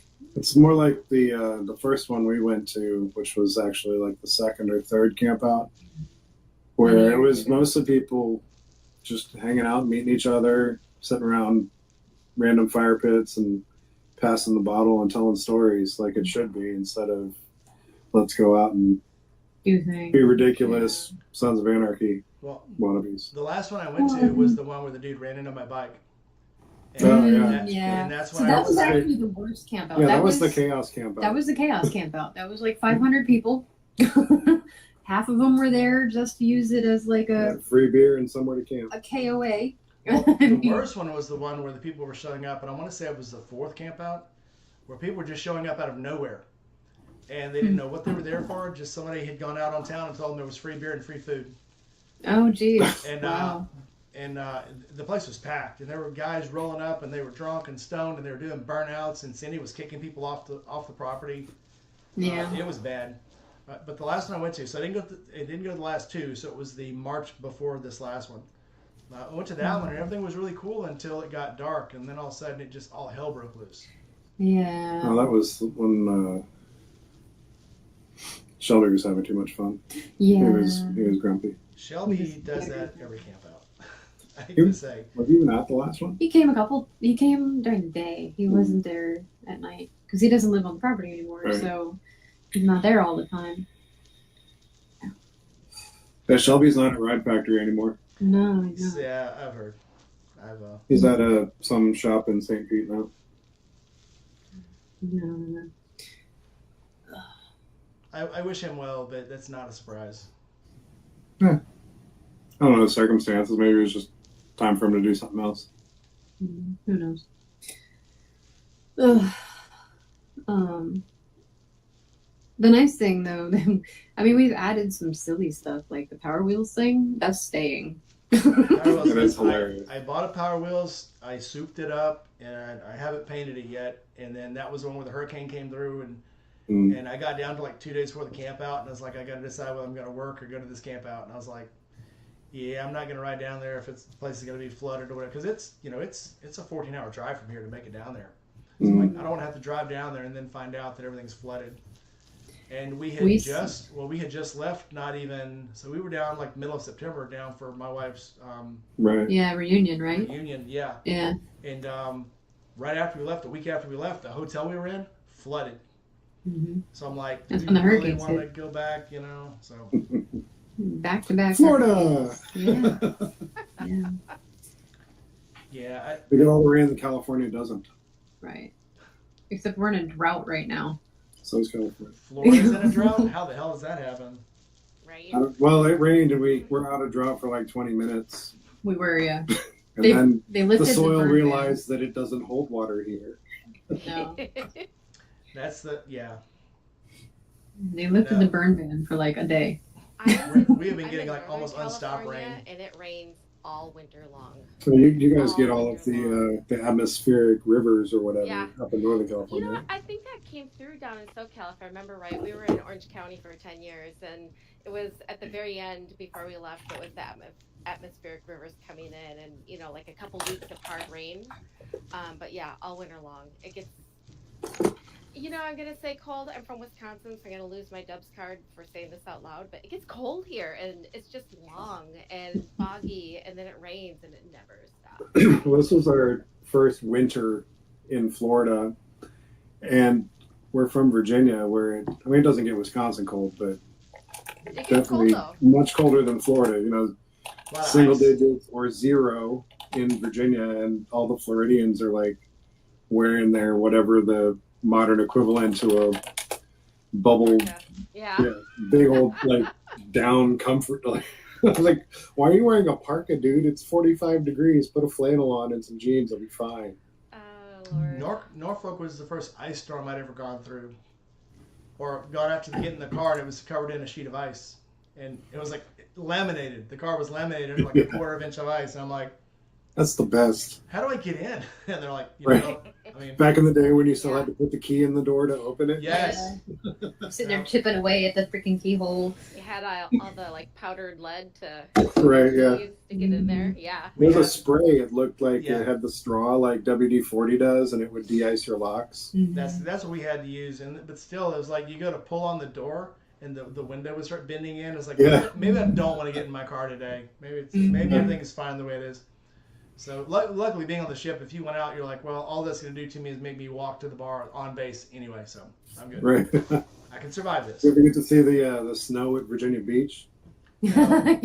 It's so That's weird. pretty neat. I've Yeah. never seen it snow at Virginia Beach. So I was in NOV, operations base, and it would snow there, which was weird because what's funny, and I told this story. So I lived on in Turtle Creek Apartments on Military Highway. Oh, I know where military highway is. Yeah. So it took me 30 minutes to drive to work, 20 minutes to bike to work, 10 minutes to walk to the base. Yeah. So, Sounds right. Yeah. That's Virginia. Like everywhere. Especially the Hampton Roads area. Especially Hampton Roads, yeah. Mm-hmm. It was a special place. Yeah. I've realized that, we moved to Florida for our reasons. But we were living in the country up in Virginia, like basically the country. But we grew up in closer to DC, Chaos. and the area around here it's chaotic. I don't like it. It reminds me of the congestion of living close to DC. Yeah, it's like living in Springfield or Alexandria. It's just Not fun. it takes me an hour to get to work and then an hour and a half or 2 hours to get home. And granted, work's 45 miles from here, but still, And you gotta cross a bridge. yes. Have to cross the bay at least once. Oh, speaking of things I want to do on the bike, I want to ride my motorcycle over the Skyway Bridge on a windy day. Oh God, no. You mean like they shut it down if it's Like- over 45? Yeah, like one of those days where they're thinking about shutting it down, just for giggles. So when I'll it just hits lean like into it real 35 hard. miles an hour, you want to Yeah. go ride it? Oh. And this is how you fight wind, right? You just lean your Turn head your head. towards it. That's how you take turns too. You just lean your head. Well, That's how Arkansas I is felt. pretty flat. Yeah. So Well, no, northern Arkansas is not flat. when you leave, so when you're coming out of Memphis, you get on what used to be Highway 63, and when you're driving through Tyronza and Bay and all that is flat, and the wind's blowing and you're like tilted to the side. Then you go under an underpass and you're like this, and then you're back like up, this yeah. again. You gotta catch it, and sometimes you get a reverse current under it, like whipping around. But I remember being dialed over like maybe 30 degrees, just trying to fight the wind. And on top of that, when you're driving through the rice fields, these little gnats, little nips, the little green little suckers, and they're hitting you, and you think you're getting hit by rice, and it's these little green bugs. Ew, And gross. they're like just like everywhere, and they get through your helmet, and they get through the shield, and Ew. they're like when you get home, they're like embedded in all the seams of your clothes and stuff. That's nice. Delicious. You just throw that shit away. Worst thing ever happened. So I was on the way. I worked at a plant in Jonesboro. I worked at a Conagra plant, and I'm driving home like 2 a.m, and something hits me in the leg, and it hurt, and I'm like, holy shit, and it splatted. So I reached down and I'm looking at my hand on the lights, and there's blood all over my hand. I'm like, oh my god, somebody shot me. And I reached down to try to find a hole, and there's something on my leg. It's like round, and I pull it up, and it's a frog leg about this long. Oh, The wow. frog had jumped up, and I hit it going about 70 miles an hour. Oh, It exploded on my leg. Wrong one. Granted, on one hand, I wasn't dead, and nobody shot me. But on the other hand, I got this frog wrapped around my leg. So, and It definitely those wasn't frogs your are blood. Huge. Those frogs are gigantic. And so these frogs that they serve in restaurants as frog legs, that's those animals. That's those frogs. And Oh my god. it's like the size of a chicken wing. They're huge. First time we rode down here, we took the non-highway route back to Orlando from Tampa, Oh God. and gracefully here got to find out what a June bug at 70 feels Oh. like. It's so No. bad. Whole They leave side marks of, everywhere. whole side of my face was completely numb for like a day. Well, the windshield, I was on an Ultra Classic at the time. Or was I already on the road? Did we bring the Ultra Classic? I don't remember, but probably I was right. outside the bubble. Yeah. So the stock windshield on a road glide is just perfect For the for the rider, even Yeah. if they're tall like me. Mm-hmm. It doesn't do anything for the passenger. So she's eating wind the whole way, and every bug that went over. You know, the sad part is that I saw it coming, and I saw it whip around your head to come straight at me. It's like something out of a horror movie. It was like, You want to duck, but you can't. So me and Dan are riding again in Arkansas. We're on our way to Little Rock from Jonesboro, and all of a sudden I get this frantic tapping on my shoulder, and I turn around and this bug had hit her on her shield and it exploded, and it's all gooey and green as a giant grasshopper. And they're well fed there. They're very well fed. And when this thing exploded, and she was like trying to hold her guts in, for, keeping her lunch from coming up. And so we pull over real quick, and it's like all over her shield. So I take her shield, it's like wiping it on the grass on the side. There's nothing else I can do. Oh no. That's before we started doing a lot of riding. We were riding from Jonesboro to Little Rock was like an hour and a half, 2 hours, and there's nothing else I could do. So I was like, wasn't carrying any napkins, weren't carrying any tissues or anything. So now I'm better prepared for things like that. But back then it was like, we're just gonna go out for a ride. Let's take some waters with us, and we'll just go for a ride. what was it I had flying into my goggles? It was something that stung me in the eye. Oh, it was a wasp or something. Yeah, And that was fun. yeah. It went like up in the thing, and I somehow managed to stop my bike without crashing Oh my God. on a gravel road. Getting stung in the eyes is really awesome. Oh my God, it was horrible. And he's like, "What are you doing?" I was like, "Something stung me in the face." Oh no. Yeah, it was not fun. The most painful thing I ever got back when I was a kid, my brother had got a Hadaka 125 dirt rat. This is a 250. No, it's a desert rat. And we were riding it under pecan trees, and a pecan fell and hit me right between the eyes. Knocked me off the bike. And I probably wasn't doing it, maybe 40. But Vaguely. pecans take a lot of hit. They have a lot of mass. We were going to our going away party before we moved here, and we rode out to this brewery that we really like. And we wear our vests a lot of the times just because pockets. And while we were going down this road, we were probably only doing like maybe 50, 55. Something hit me in the chest, but I had no idea what it was, and it felt like it was a rock or something. I looked down, and there is a blackberry stuck in between my boobs and my vest. Snack pocket. Okay. Fruit. Snack. Yeah. And it stayed there the entire ride until we got off the bike, and I looked down and I showed him. I was like, I'm carrying fruit. Okay. Oh my God. Yeah, that was fun. A little snack for later. Mhm. Right. Just drop it into your craft beer. I got stung by a bee. I've never been allergic to bees, but I got stung by a bee in Arkansas when I was out riding Highway 7, and my tongue swelled up. We were out, I was with a few people, and my tongue swelled up and like actually was sticking out of my mouth. I could breathe.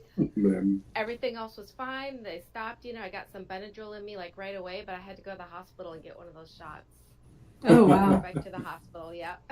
Yeah, that's an adventure. It's exciting. Oh, Yeah. God. I mean, we were like an hour and a half away from anywhere. Yeah. Well, Yeah. apparently Arkansas likes to hit you with bugs. Arkansas is a different world. Anything bad or scary that's ever happened to me has happened in Arkansas, with the exception of falling off the bike here.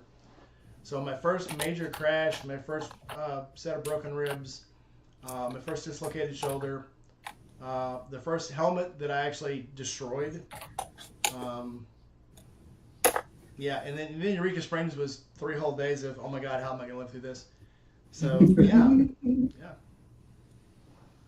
That's where the Eureka Springs is where that cool double 2-story bar was y'all were talking about last week, right? Yeah, the cat house. Cat house. Yeah.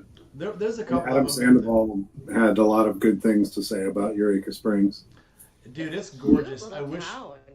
Well, we showed but up for the stories you're telling, I'm not sure I want to go to Arkansas. Right. Well, we went for a Brap Star camp out, and it ended up being when we got there, it rained for 3 straight days. Perfect. Oh, I remember that. Yeah, We were supposed to go for to the KOA, and everybody's going to stay at the KOA. We got there, it was raining. Everybody went back into half people went back into town, half people stayed at the KOA, and we ended up taking in 2 guys who we got a cabin, and every cabin has a big bed and a pair of bunk beds. So we told the guys, if you show up, because they were coming from Texas, they didn't want to, well, if we go, we got to sleep in our tents. I'm like, if we get there and it's raining, you can share the cabin with us. So of course we get there and it was pouring, so they stayed in the cabin with us. Yeah. We got there, it was like 70 degrees. By the next morning, it was like 50 degrees. The next morning, it was like 45. So if it would have been cold and raining the whole time, we probably would have had more fun. But we still had a ton of fun. So I'm going to look at it with us being there, it being as miserable as it was, and we still had fun. I definitely want to go when it's not shitty weather. Let's plan a trip for Eureka Springs when nobody else will be there. Just like Sturgis, yeah. Yeah. I do want to go to the Triple B, the Bikes, Blues, and Barbecue. And somebody else that I follow, actually, I got an invitation, and they said they were going to be there, so I might actually show up for the next one. Nice. But Yeah, when we were talking about Sturgis the other day, we were thinking like go a few days before it starts so you can see all of the decorations or whatever they do, and the bars are already open before the big crowds get there, and then you can get your T-shirt that says you went to Sturgis, and then leave when they're not sold before out. the ding dongs get there. yeah, get up for everything sold out, and the fights in the streets start. Right? Yeah. Everybody's arriving and we're leaving. And then when they run out of 5X shirts first, because the real bikers are there. Yeah. I still can't get over that. That's one thing Shade Tree nailed it. The real biker thing. The 10 rings or the 11, That's the whole 11 reason I rings on started 10 watching fingers. Shade Tree videos. Yeah. They're just too funny. But it's true about every biker meet up, And I was hoping that the Forgotten Angels would never get that way, but I hope not. But it had its little share of it when that one weekend where all the people were showing up out of nowhere. And they didn't even know they was there for it because somebody was asking her about, we'll buy a shirt for the charity. Oh, what's the charity for? Right. Go home. For Go home. this, it's just like, so well, what do y'all know? What'd y'all come for? Oh, they said there was free beer and free food. Oh my god. So, but it was, I don't know. Usually the Saturday nights are pretty good, but that last one, actually that last one that's the one I said, I will sing any song anybody asks me to. I remember that. And I think I ended up singing 5 times. I made 4 videos from it. One time, Juice couldn't get my camera going, so we missed it. But yeah, that last Saturday was absolutely gorgeous. I loved it. Right up until all the drugs started coming out, and then it was like, well, I can. Right. But it was. Well, next time you come down, we'll figure out a way to make "Sailing" by Christopher Cross a duet. Oh, I don't know if I can hit those notes. I'll try. I certainly I promise cannot, you I'll try. but if we drink enough beer, If you Anything drink enough can beer happen. or rum or whiskey, you can hit any note. I'll bring 2 bottles of Malort. No. No. No. Two things. One whiskey and one beer. I swore I'd never drink again. Malort and Colt 45. Mm. And So you're still okay with Crazy Horse and St. Ides? Yeah. I'm good. We're going to bed. All right. Just Thanks for remember, coming in. It's backwards. Nickelback, you're either a fan or a liar. That's right. Greatest band ever. That is awesome. All right, y'all. Awesome. All right. Do that next time. Good night. See you. Hey. Just So you sing and karaoke? Oh yeah. I love it. You didn't know that? I had no idea. How would I know that? What? I don't know. I thought you knew me. I thought we were friends We and haven't shit. hung What out. We happened? haven't hung out yet. We have not hung out yet. Nope. I don't know. I've seen videos of you hanging out. I'm not sure if my wallet can handle it. You As said in, you like, would- bail money. I know. Don't worry. I pre-planned for bail money, so I'm good there. Well, if you don't drink don't bring CBD, we'll be okay. You might stay out of jail. Nah, I just drink booze. I'm good. Okay, I'm with it. I'm good with that. So we drink. We pass the bottles around, usually whiskey, and we start singing old sailor songs. Oh lordy. We sing the sailors' hymns. Yes, we do. So, and don't worry if you don't know them. By the end, you will. Neil, I didn't say hello a while ago, but welcome in. Bleak just stepped in. Welcome, Bleak. My Hey. bud. So, yeah. Who isn't a fan of Nickelback? Dude, I still love Nickelback. I don't get how they get a bad rap. They literally, I mean, they made stars. Nickelback was awesome. And somebody made a joke one time, and somebody else took it too seriously. And then all of a sudden it was like Nickelback was a joke, but it was like, who was it? Ryan Reynolds just made a video about Nickelback, and in one of the movies, you know how Nickelback was still the greatest band ever, and plus they were from Vancouver. They're from Vancouver, Canada, and he's from Vancouver, Canada. Ryan Reynolds is. So he was like best band ever, and the next thing you know, he's making a video with them. So good stuff. That's awesome. I love it. Absolutely. All right. So do you karaoke? Do you do karaoke? I love karaoke. I love karaoke. I'm a horrible singer, but here's the deal. Like, it took me so long to get up the nerve to do karaoke. I was like, I'm not good enough. Everybody's going to judge me just like the rest of my life. And then one day it just hit me. I was like, I have sat and listened to all these fuckers sing. They're drunk, they're horrible, and nobody else cares. And I've put in my time. So now I'm loud and proud. I have a couple drinks. I will sing, absolutely. Nobody's a bad singer when they're drunk. You know what? Nobody's a bad singer when it's loud and it's busy and you're having a good time. Yeah, if you can hit, Forgotten Angels is proof of that. I have seen some people up there who had no vocal skills but had high enthusiasm, and the crowd loved them. Hell yeah, right? So I'm just gonna say there have been some horrible singers up there that could still get the crowd croaking. Yeah, I do. There was some such bad singers you didn't even know what they were singing, and people were still out there cheering. So nothing to be ashamed of. Absolutely. I remember being in Hot Springs. They have a really good karaoke bar. So if you go through Hot Springs, let me know. I will send you over. And this couple, it was a weird couple. Like, she was just too young and too cute to, for him to quite pull it off. But they wanted to sing this karaoke, and he's up there. For some reason, he's trying to give his voice like this raspy vibrato, and so he's singing. And he grabbed his throat. And he's like pulling out his throat while he's singing, and all of us are just kind of like, all right, good on you, good effort. Did he blow a chord, or did he? No, he was just trying to. You trying to squeak out another one? That. Oh. Yeah. Dylan the tourist, welcome in. Dylan wants to know if there's any cool places to go this summer. Okay, Dylan, where are you located at? We're going to help you out. Salty Badger, welcome in. So Dylan, tell us where you're at. We'll help you out. So what part of, I guess I shouldn't ask you this on the air, but you used to live in Arkansas.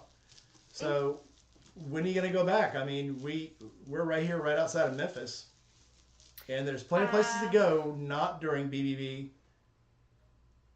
I loved BBB. It was a great rally. They put on a good show, and then of course the HOG group, the Harley Owners group, gives you those what do you call it? Go out and do this, collect the challenge, come back. Yeah, well, we'll give you the prize. I actually like that. It was really fun. When am I coming back? God, I have no idea. I'm selling a house, so somebody please make me an offer, and I will come back and sign the paperwork. I haven't won the lottery yet. I have a couple people interested in it, but it is just, you know what? It's on a gravel road. It is like this far off of the pavement, but the road that goes past it is gravel, and everybody wants me to like pave this whole road. It's like, it's not my responsibility. There's a property owners association, that's their job to pave the road, so we're kind of going back and forth, but I cross my fingers. Let me know when you come in. We'll figure something out. Heck yeah. So you're in Memphis area? I'm in Mississippi. I'm south of Memphis in South Haven. So I've never been. I think that would be really cool to go and take a trip through. If Am I wrong? You don't really want to go to Memphis. I have heard that from the people in Arkansas, and I was like, really? It seems like it's a great destination, for a tourist. Well, the places around it are awesome. So if you get out of Memphis and get anywhere around it, there's awesome, awesome stuff. Actually, like an hour and a half from here. So in Jackson, Tennessee, there's a distillery that I want to go to. Now I've gone to the Jack Daniel's distillery, and it's like $100 a person, but I get a military rate, so it's a lot cheaper. This place is $20 a person to get in for a tour, and you get 5 tastes. So Jack Daniel's is expensive to get in and taste. This place is like nothing. Actually, they have $5 tours too, where you just go through and do the tour and do a little tasting at the end. So, so Dylan, this summer, if you really want to take a summer tour, Little Sturgis, Mississippi, is the 3rd weekend in August, and I have taped there the last 2 years, and it's actually been absolutely awesome. So Little Sturgis, look it up. It's on my channel all the time. I've done 2 videos on it so far, and it's absolutely awesome. La, Graceland is not worth it. Graceland 20 years ago was worth it. Now, some company bought Graceland. So even 20 years ago, it was like $20 to get in, and you can see everything but the stable and the jungle room. Now, everything there is $50 to get into Graceland, and every little part of the tour is extra money. To get the grand tour, I think it's like $120, $140 to see everything. And everything, there's so many things blocked off now, it's just not really worth going. So. That's a lot. Just saying, yeah. When I was a kid, it was like $10 to get in. They show you everything but the airport, the stable, and the jungle room. So I think they took the Lisa Marie out, the jet. I think they sold the jet, or they have it undercover, and nobody can get on it anymore. But I don't know. Long and short, I'd say no. There used to be a place right outside the gate that had a ice cream shop, an old 50s rock and roll shop, a museum, and a tourist shop that sold a lot of memorabilia. They have gated all that in. You can't even get to the soda shop anymore. Can't get to the little shops on the strip. It was an old strip mall. They converted it into like the museum, the gift shop, the store, and the little diner. But yeah, it's become so commercialized now, it's just not worth it, and there's actually less to see. So hope that answers it. Sorry, but again, there's so many things in this area that are worth seeing.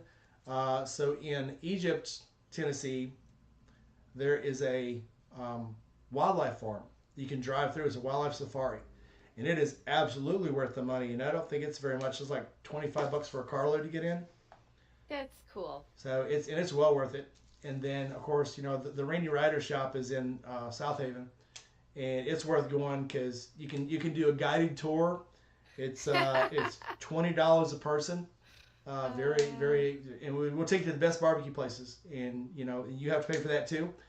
But well worth going. No, there's great roads around here to ride on, and one of my favorite things to do is turn off the GPS, pick a road, go south, go west, go north, go wherever. And after about an hour and a half, 2 hours, turn the GPS on and see if I can find my way home. And Yeah. I literally find a new road to ride on. There's so many lakes around here. There's so many rivers. There's so many overlooks. There's so many forests. There's so many pie shops. And there's so many ice cream places. And there's so many old diners. Every ride is a different ride. Oh, Diana says there's free room if you pay the tuition. So come on down, stay in the Rainy Rider Motel for free. I might even make breakfast. Okay, I will. I love making breakfast. That's So awesome. come on down. Free room aboard with Rainy Rider, and bring your own bike unless you want to rent one from Harley. But The come on Boca down. Biker. Heck yeah. Rainy Rider Biker Hotel. Come on down. There may be some dog hair or cat hair in the bed, but we won't charge extra for that. That's a 4-star review right there. It's free. Yeah. So we won't even make you mow. We might even mow before you get here. You never know. But yeah, there's just awesome places to ride around here. So come on down. There really are. There really are. I have to say that there's a lot of really good roads everywhere you except for no being qualified for in Oklahoma. I tell you what, the next place I want to go, I'll go again. I just went to the Crossroads. So I want to go to the Crossroads again, and I want to go down to Natchez, Mississippi again. Natchez down there is what they call an antebellum town. It's an antebellum city. There's very old houses. There's old, graveyards. There's old, memorabilia stuff down there. And so my wife does ghost hunting. So, and we have all the gear. I bought her all the gear probably 10 years ago, and we've done some ghost hunts. So, hell, we'll do a ride and a ghost hunt. Rainy riding? No. The ghost hunt is ran by Diana Pillion Style Ghost Hunting, LLC. That's cool. So, we'll do that. Come down. It's a full weekend. We'll make Have a full you weekend out of videoed it. that? Have you videoed the ghost hunting? We videoed one and did audio, and the video, we actually just had to use pictures because while we went to an old fort in Florida, it was Fort Barrancas, and I did the ghost radio, the ghost station, and we recorded. And while we were recording, there was a ball of light following Diana around, and we got pictures of that. But if you listen to the audio, it's on here too. I think it's on this one or maybe on my other channel. I'll have to give you a link to it. But you can hear us asking questions, and they start answering. And once they start answering, there's like 4 or 5 voices that just keep chiming in, and it wasn't scary. That's the weird part. It wasn't scary at all. They were answering, and it was like, oh my God, they're answering. Cool, ask them another question. And it was just really weird. There was this one girl that answered, and I asked, where you're from, and she's like, Spain. And I said, what do you eat here? And she's like, fish. And I said, oh, do you like fish? And she laughed and said, no. And I said, what do you like to eat? And she says, deer. And that was it. She was done. Didn't answer another question. Oh my God. And then this other guy, we're in this I can't remember where the cannons are. And there's this huge mark on the wall that was burnt, and they've left it there, like blew some of the bricks out and burned the wall up. And I said, what do you do? And he says, priest. And I said, how did you die? And he says, cannon. And I'm looking at this huge cannon mark on the wall where the cannon had exploded. And I'm like, well, that answers that. Oh, But no. it is on the channel. I actually have the video. I'll send you the link. I think it's on my other channel, on my military channel. So I'll send you the link because Cool. it's mostly audio. There's some pictures in there, but everywhere you went, everybody was talking to you. It was creepy, but it wasn't scary. There was like a flavor in the air kind of, but it wasn't scary. Probably because it was daylight. If I'd have gone at dark, it probably would have been a totally different experience. So anyway, Oh, but that was fun. Yeah. Yeah, that's what Dana says. It was Because daylight. it was fine. daytime. That's really cool. It's creepy, but that's really cool. I've never experienced anything like that. You get the feeling like that there's people or a presence around you. You get that like feeling, but I've never sought it out. We did one in a graveyard here, and we did do it in the middle of the night. And what was funny was a lady I worked with, her and one of her friends, we went out with Diana, and we went to the graveyard. And before we went, I said, there's one rule about graveyards. If they tell you to leave, we have to leave. And they were laughing about it. So we're walking through the graveyard, and we're asking questions and stuff, and all of a sudden this fog just fills the entire graveyard. And there's an old man sitting at a bench. And then the graveyard got really, really foggy, like you couldn't see. And when the fog went away, the guy was gone. So I walked over to that area, and we start talking, and we hear a voice. And it was like you could barely really hear the voice. And I said, are you here with us? And it says, yes. And I thought he said, leave. And I said, do you want us to leave? And clear as day and really loud, he said, yes, leave now. And we're like, okay, we're leaving. And they're like, did he just say leave? And I said, yeah, he did. We have to leave. That's the one rule. If they say leave, you got to leave. And they're like, did he just say leave? And I was like, yeah, he said leave. So one of the girls, the young one, just took off running. And so we got back to the car. We all drove back, and they were just freaking out. And they didn't take it seriously before. They thought they were just out there for fun, doing stupid stuff. After that, they were like, no, we're done. We're done. We're not going back. And I was like, well, I mean, you can go to a different area, but just this is, if you're in a house, they're haunting it. They're there. They're walking around. If you go to a graveyard, that's the only peace they get. If they say leave the graveyard It's or theirs. leave the house that they were in, you have to leave. There's not a choice. So, if you guys have not already hit the like button, like, comment, subscribe, hit that bell, do all the things. Lala, if you want to bring the TARDIS, yeah, go for it. Whatever the TARDIS is. Why can't I remember? I should know. I should know what the TARDIS is. Diana said, yeah, Graceland's in a bad part of Memphis. It's actually true. You would think Elvis Presley Boulevard is a really long road, and it used to be where all the cool restaurants were and Heartbreak Hotels on that road.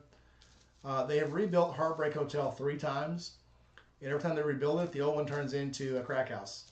Oh. Another friend of ours, Whiskey Chaser, when he drove through going to Texas, he drove through and we drove through like midnight, so he didn't want to, interfere, interrupt anybody. So he got a reservation.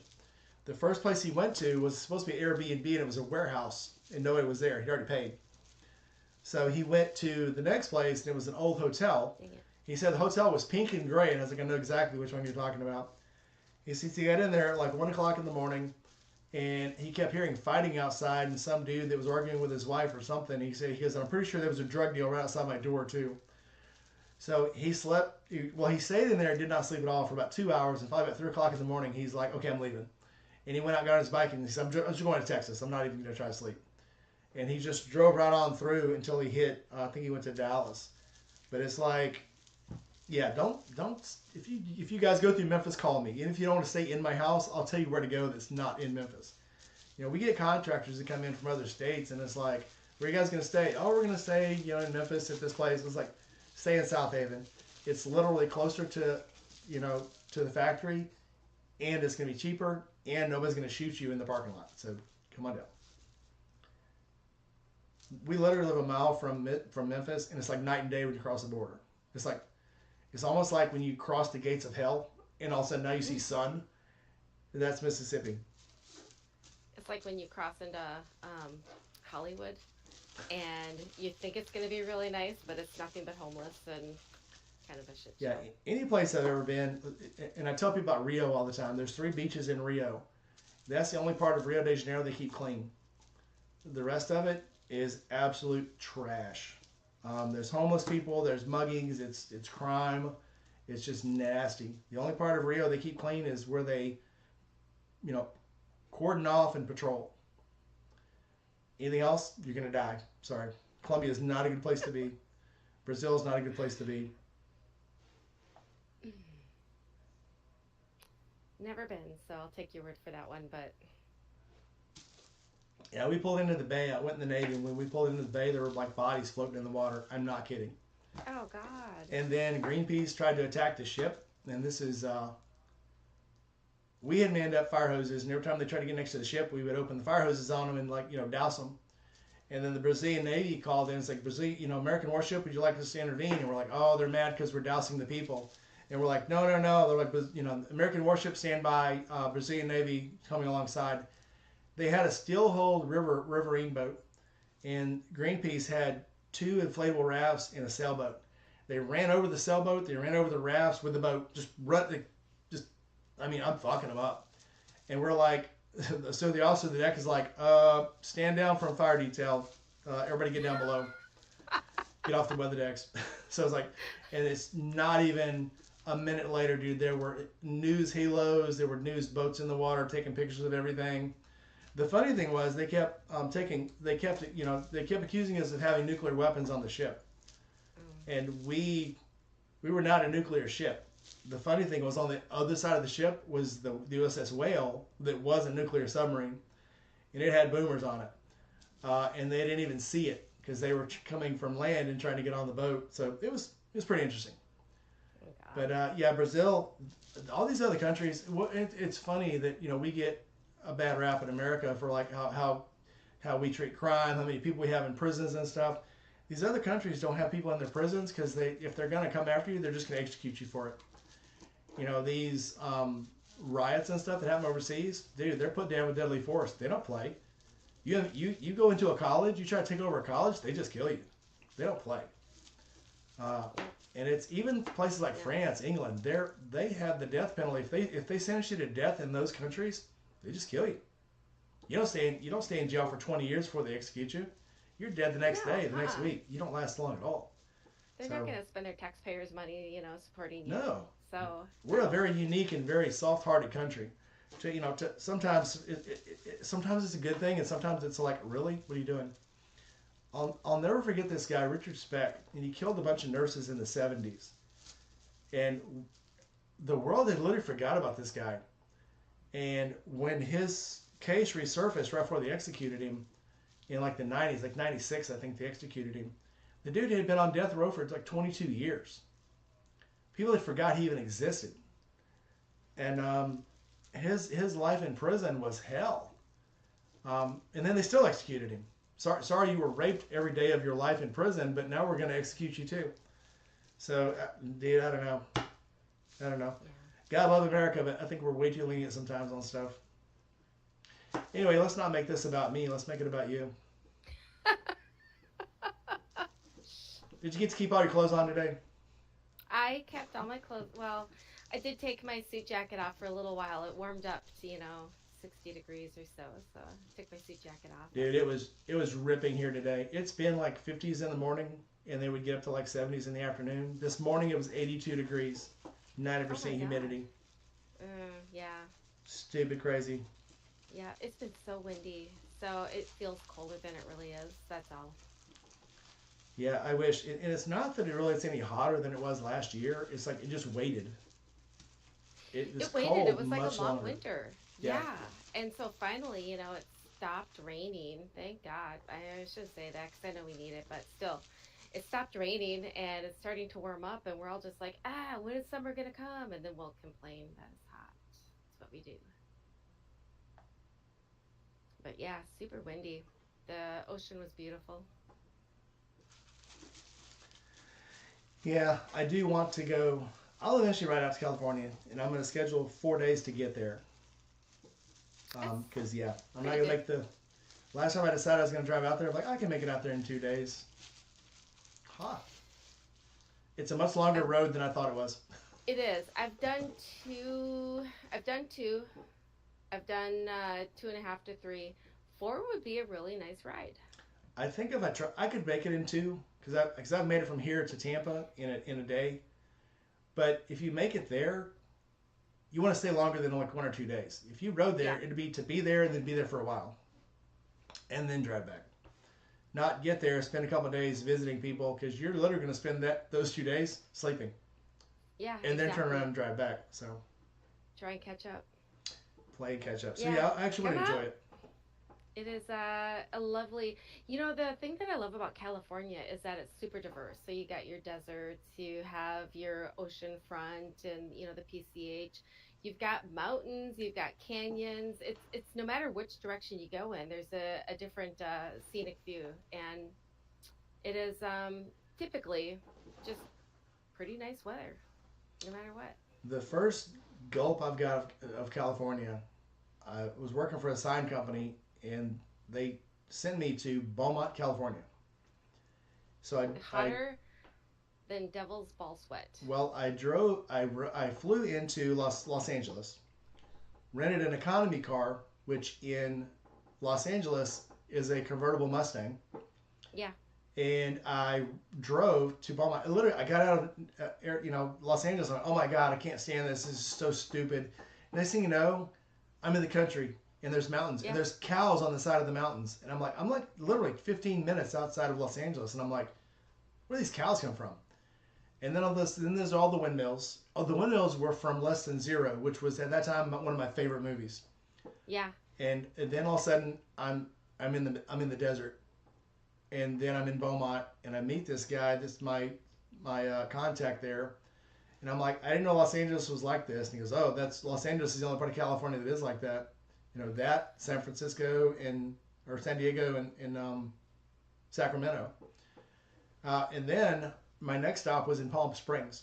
So I drove from Beaumont to Palm Springs, and I'm driving through the desert, and I'm like, holy crap, where is this place? And all of a sudden I see this little bitty patch of green. And all of a sudden, poof, I'm in Palm Springs. And the first thing I saw was the golf course. And the golf course is on the edge of the desert.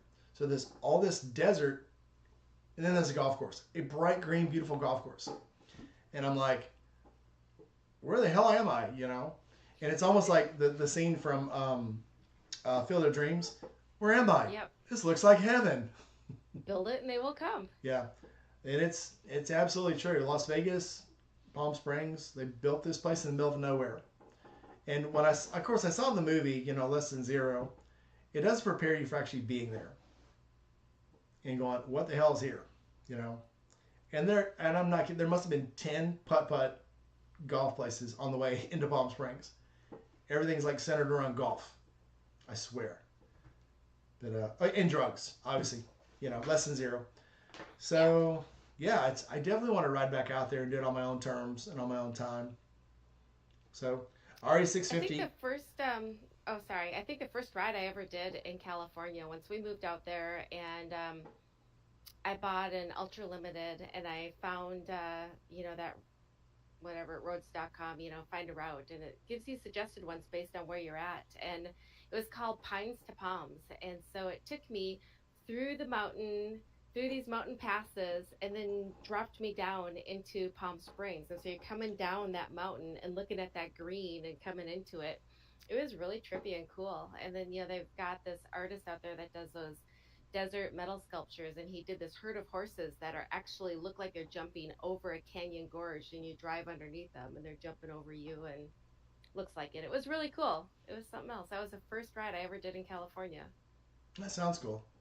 I've rode in Las Vegas, and now that I don't work for the company, I can say this because they can't sue me. So I flew into Las Vegas, and I did work out there, and they gave me like this car to work out of and delivered everything to the site. Well, the day before I left, I had a whole day before my flight, so I turned in my rental car and rented a motorcycle and rode out to Fire Canyon. And it was so gorgeous out there. But what's funny is I rented the motorcycle and it came out as a car rental. So, and I think people do that a lot out there. You can actually rent a motorcycle from the Enterprise there. Was it Enterprise or was it? I think it was Enterprise. Yeah, you can rent a motorcycle. And they put it down as an economy car rental. So, good times. RE650 says there's a Riders Roost in Ferguson, North Carolina next Friday. I probably will not make it there. Although I have Monday off. I will make it Friday. Let me get back to you on that. Yeah, Phoenix is the same way. It's like a little oasis in the middle of the desert. Christian Biker, welcome in.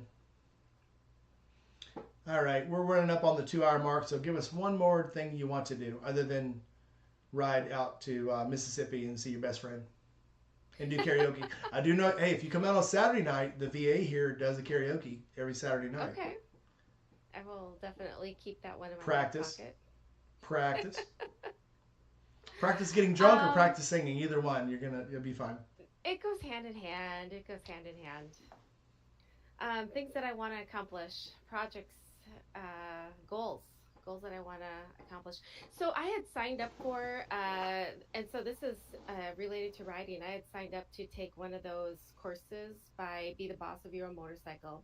He was going to be in Temecula, California, and I had signed up for the course. I was ready to go, and it was exactly when I had gotten the job and was riding home from Arkansas to California to start my new job, and it just, the timing wasn't going to work out, and I couldn't take it. But I think taking that course, I'm a decent enough rider, but we're all good when we're moving. It's that slow, that low, that practicing. I'm vertically challenged, so I really need to work on my skill set, all the time. I definitely want to take that and master it. Something I always practice at every red light is the standing stop, and at stoplights and at stop signs. I'll try to stop the bike without putting my feet down and then take off again. And I've gotten very good at it. And the entire reason I'm doing that is to beat Journey of Jerry in the slow race. So, Journey of Jerry, I'm coming for you. But it's funny to see things you think you're not really good at, and then you see other people trying to do it and they're failing miserably. So, like the guy that's on the motorcycle channel, and I can't remember what their motorcycle, the YouTube channel is, but he does a daily rides thing, and he takes the bikes out and he tries to do the stop and start, and he stumbles a lot. And I'm like, this dude's a professional racer and he's a professional motorcycle, tester. I'm better at stopping at stop signs than he is. So, Right? Sometimes you're better at things than you think you are. Absolutely. No, I like that too. I would come in, I practice, that long, I don't know, I call it the 1 second or the blink, can I stop and keep my feet up? Definitely trying to put my feet up before I completely start. And, it's kind of depends on the circumstances, but transferring that power. And I'm a really good rear breaker. So, I come in nice and slow and then, I'm well balanced. You're a rear what? Rear brake. I use my rear brake. Okay. All right.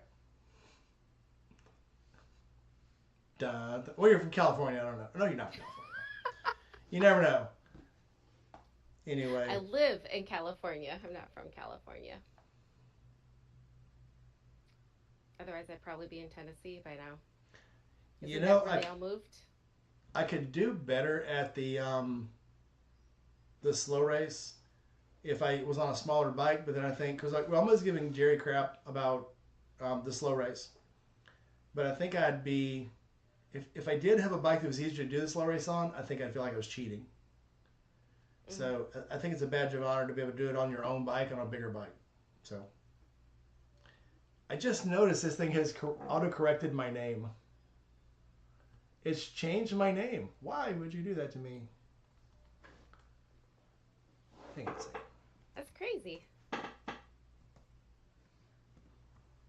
You don't even know how to spell your own name. Why did it collect my name? That's weird. That is so strange. Okay, fixed. I fixed it. It's fine. All right. Heck yeah. Everybody, thanks for logging in. Thanks for watching us. Christian Biker, I'll forgive you for being late this time. Next time, be on time.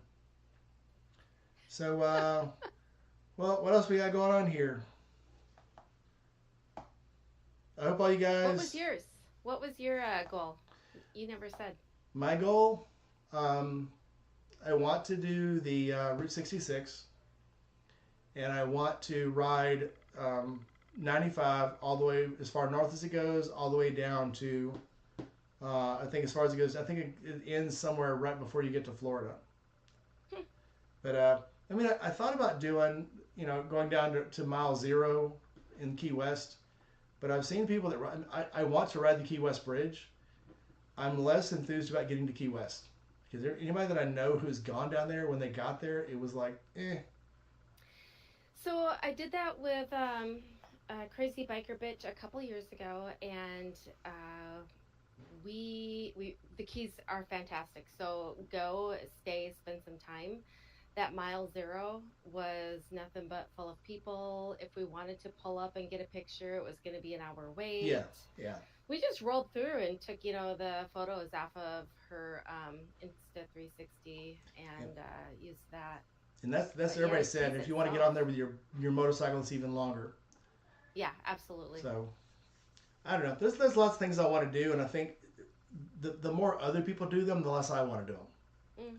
So then it's not a challenge. If everybody's doing it, how much of a challenge is it, So we ride our own ride. That's the whole thing, is you don't know what they're doing. Are they... You don't know. Are they trailering in between, getting out and riding? Are they, riding straight through? Are they spending some time? Everybody's ride is their own, and you can't judge it and base it against anyone else. I'm trying to remember somebody rode who started this, and they were asking if where are you from? Oh, I'm from Michigan. It's like, oh, you rode down here? And he says, nobody can ride that far. It's like, what? And that's the mentality of some of these people. You can't really ride a bike that far. I remember seeing, should I say this? We've talked about it before. I'll do it again. This Meg's motorcycle training chick. She met a girl in New York, and the girl was so excited about meeting her. Oh my God, Meg's here. They're riding across country. They're doing this publicity thing for Harley. And then when she meets her, she pulls into the lot early, and they're taking their bikes off of a trailer. And she's like, oh, I thought you were riding that far. And she's like, we're coming all the way across America. You can't ride that far. And it was like, and you could see the flavor just drain right out of her face. Like, okay. And the first part of the video was how excited she was that she's going to be riding with her. And the last part of the video was like, okay, well, they're here. Okay. The funny thing was she had a bike that was sponsored from Harley, and I'm pretty sure somebody showed that video to Harley, and they took her bike away. Oh. So yeah, Harley pays you to ride their bikes. You know, is commercial as they are, as is everybody knows, you know, they get trailered a lot, but Harley paid her to ride that bike across America. Yeah. And then to find out she wasn't really riding, and I'm sure they would have found out when she got the bike. They got the bike back to Milwaukee, and it only had 1,000 miles on it. They probably would have figured it out. But it's a shame people do that. I mean, and it's a shame there's a mentality that you got to trailer bikes because nobody can actually ride that far. And then you see these little girls and women and old guys riding their bikes everywhere. Yep. So, and some of it's people I make fun of, and then you see them, but they're out riding their bikes every day. So, I don't know. But that's not beating up people. I want to be that way when I grow up. Yeah, when I grow up and be a big kid, I want to do that. All right, what are we going to exit with? Let's do the porn music again. All right, everybody, like, comment, subscribe, hit that bell, and I will see you guys on the next episode. I'm working on the last video of the Natchez Trade series right now. I know everybody's excited to see what happened at the end because I ended the movie with the video with alarms going off and all the red lights on my dash. So I'll get that video out probably tomorrow, and maybe we'll watch it tomorrow night. All right, guys, like, comment, subscribe, hit that bell, and I will see you next time. Bye.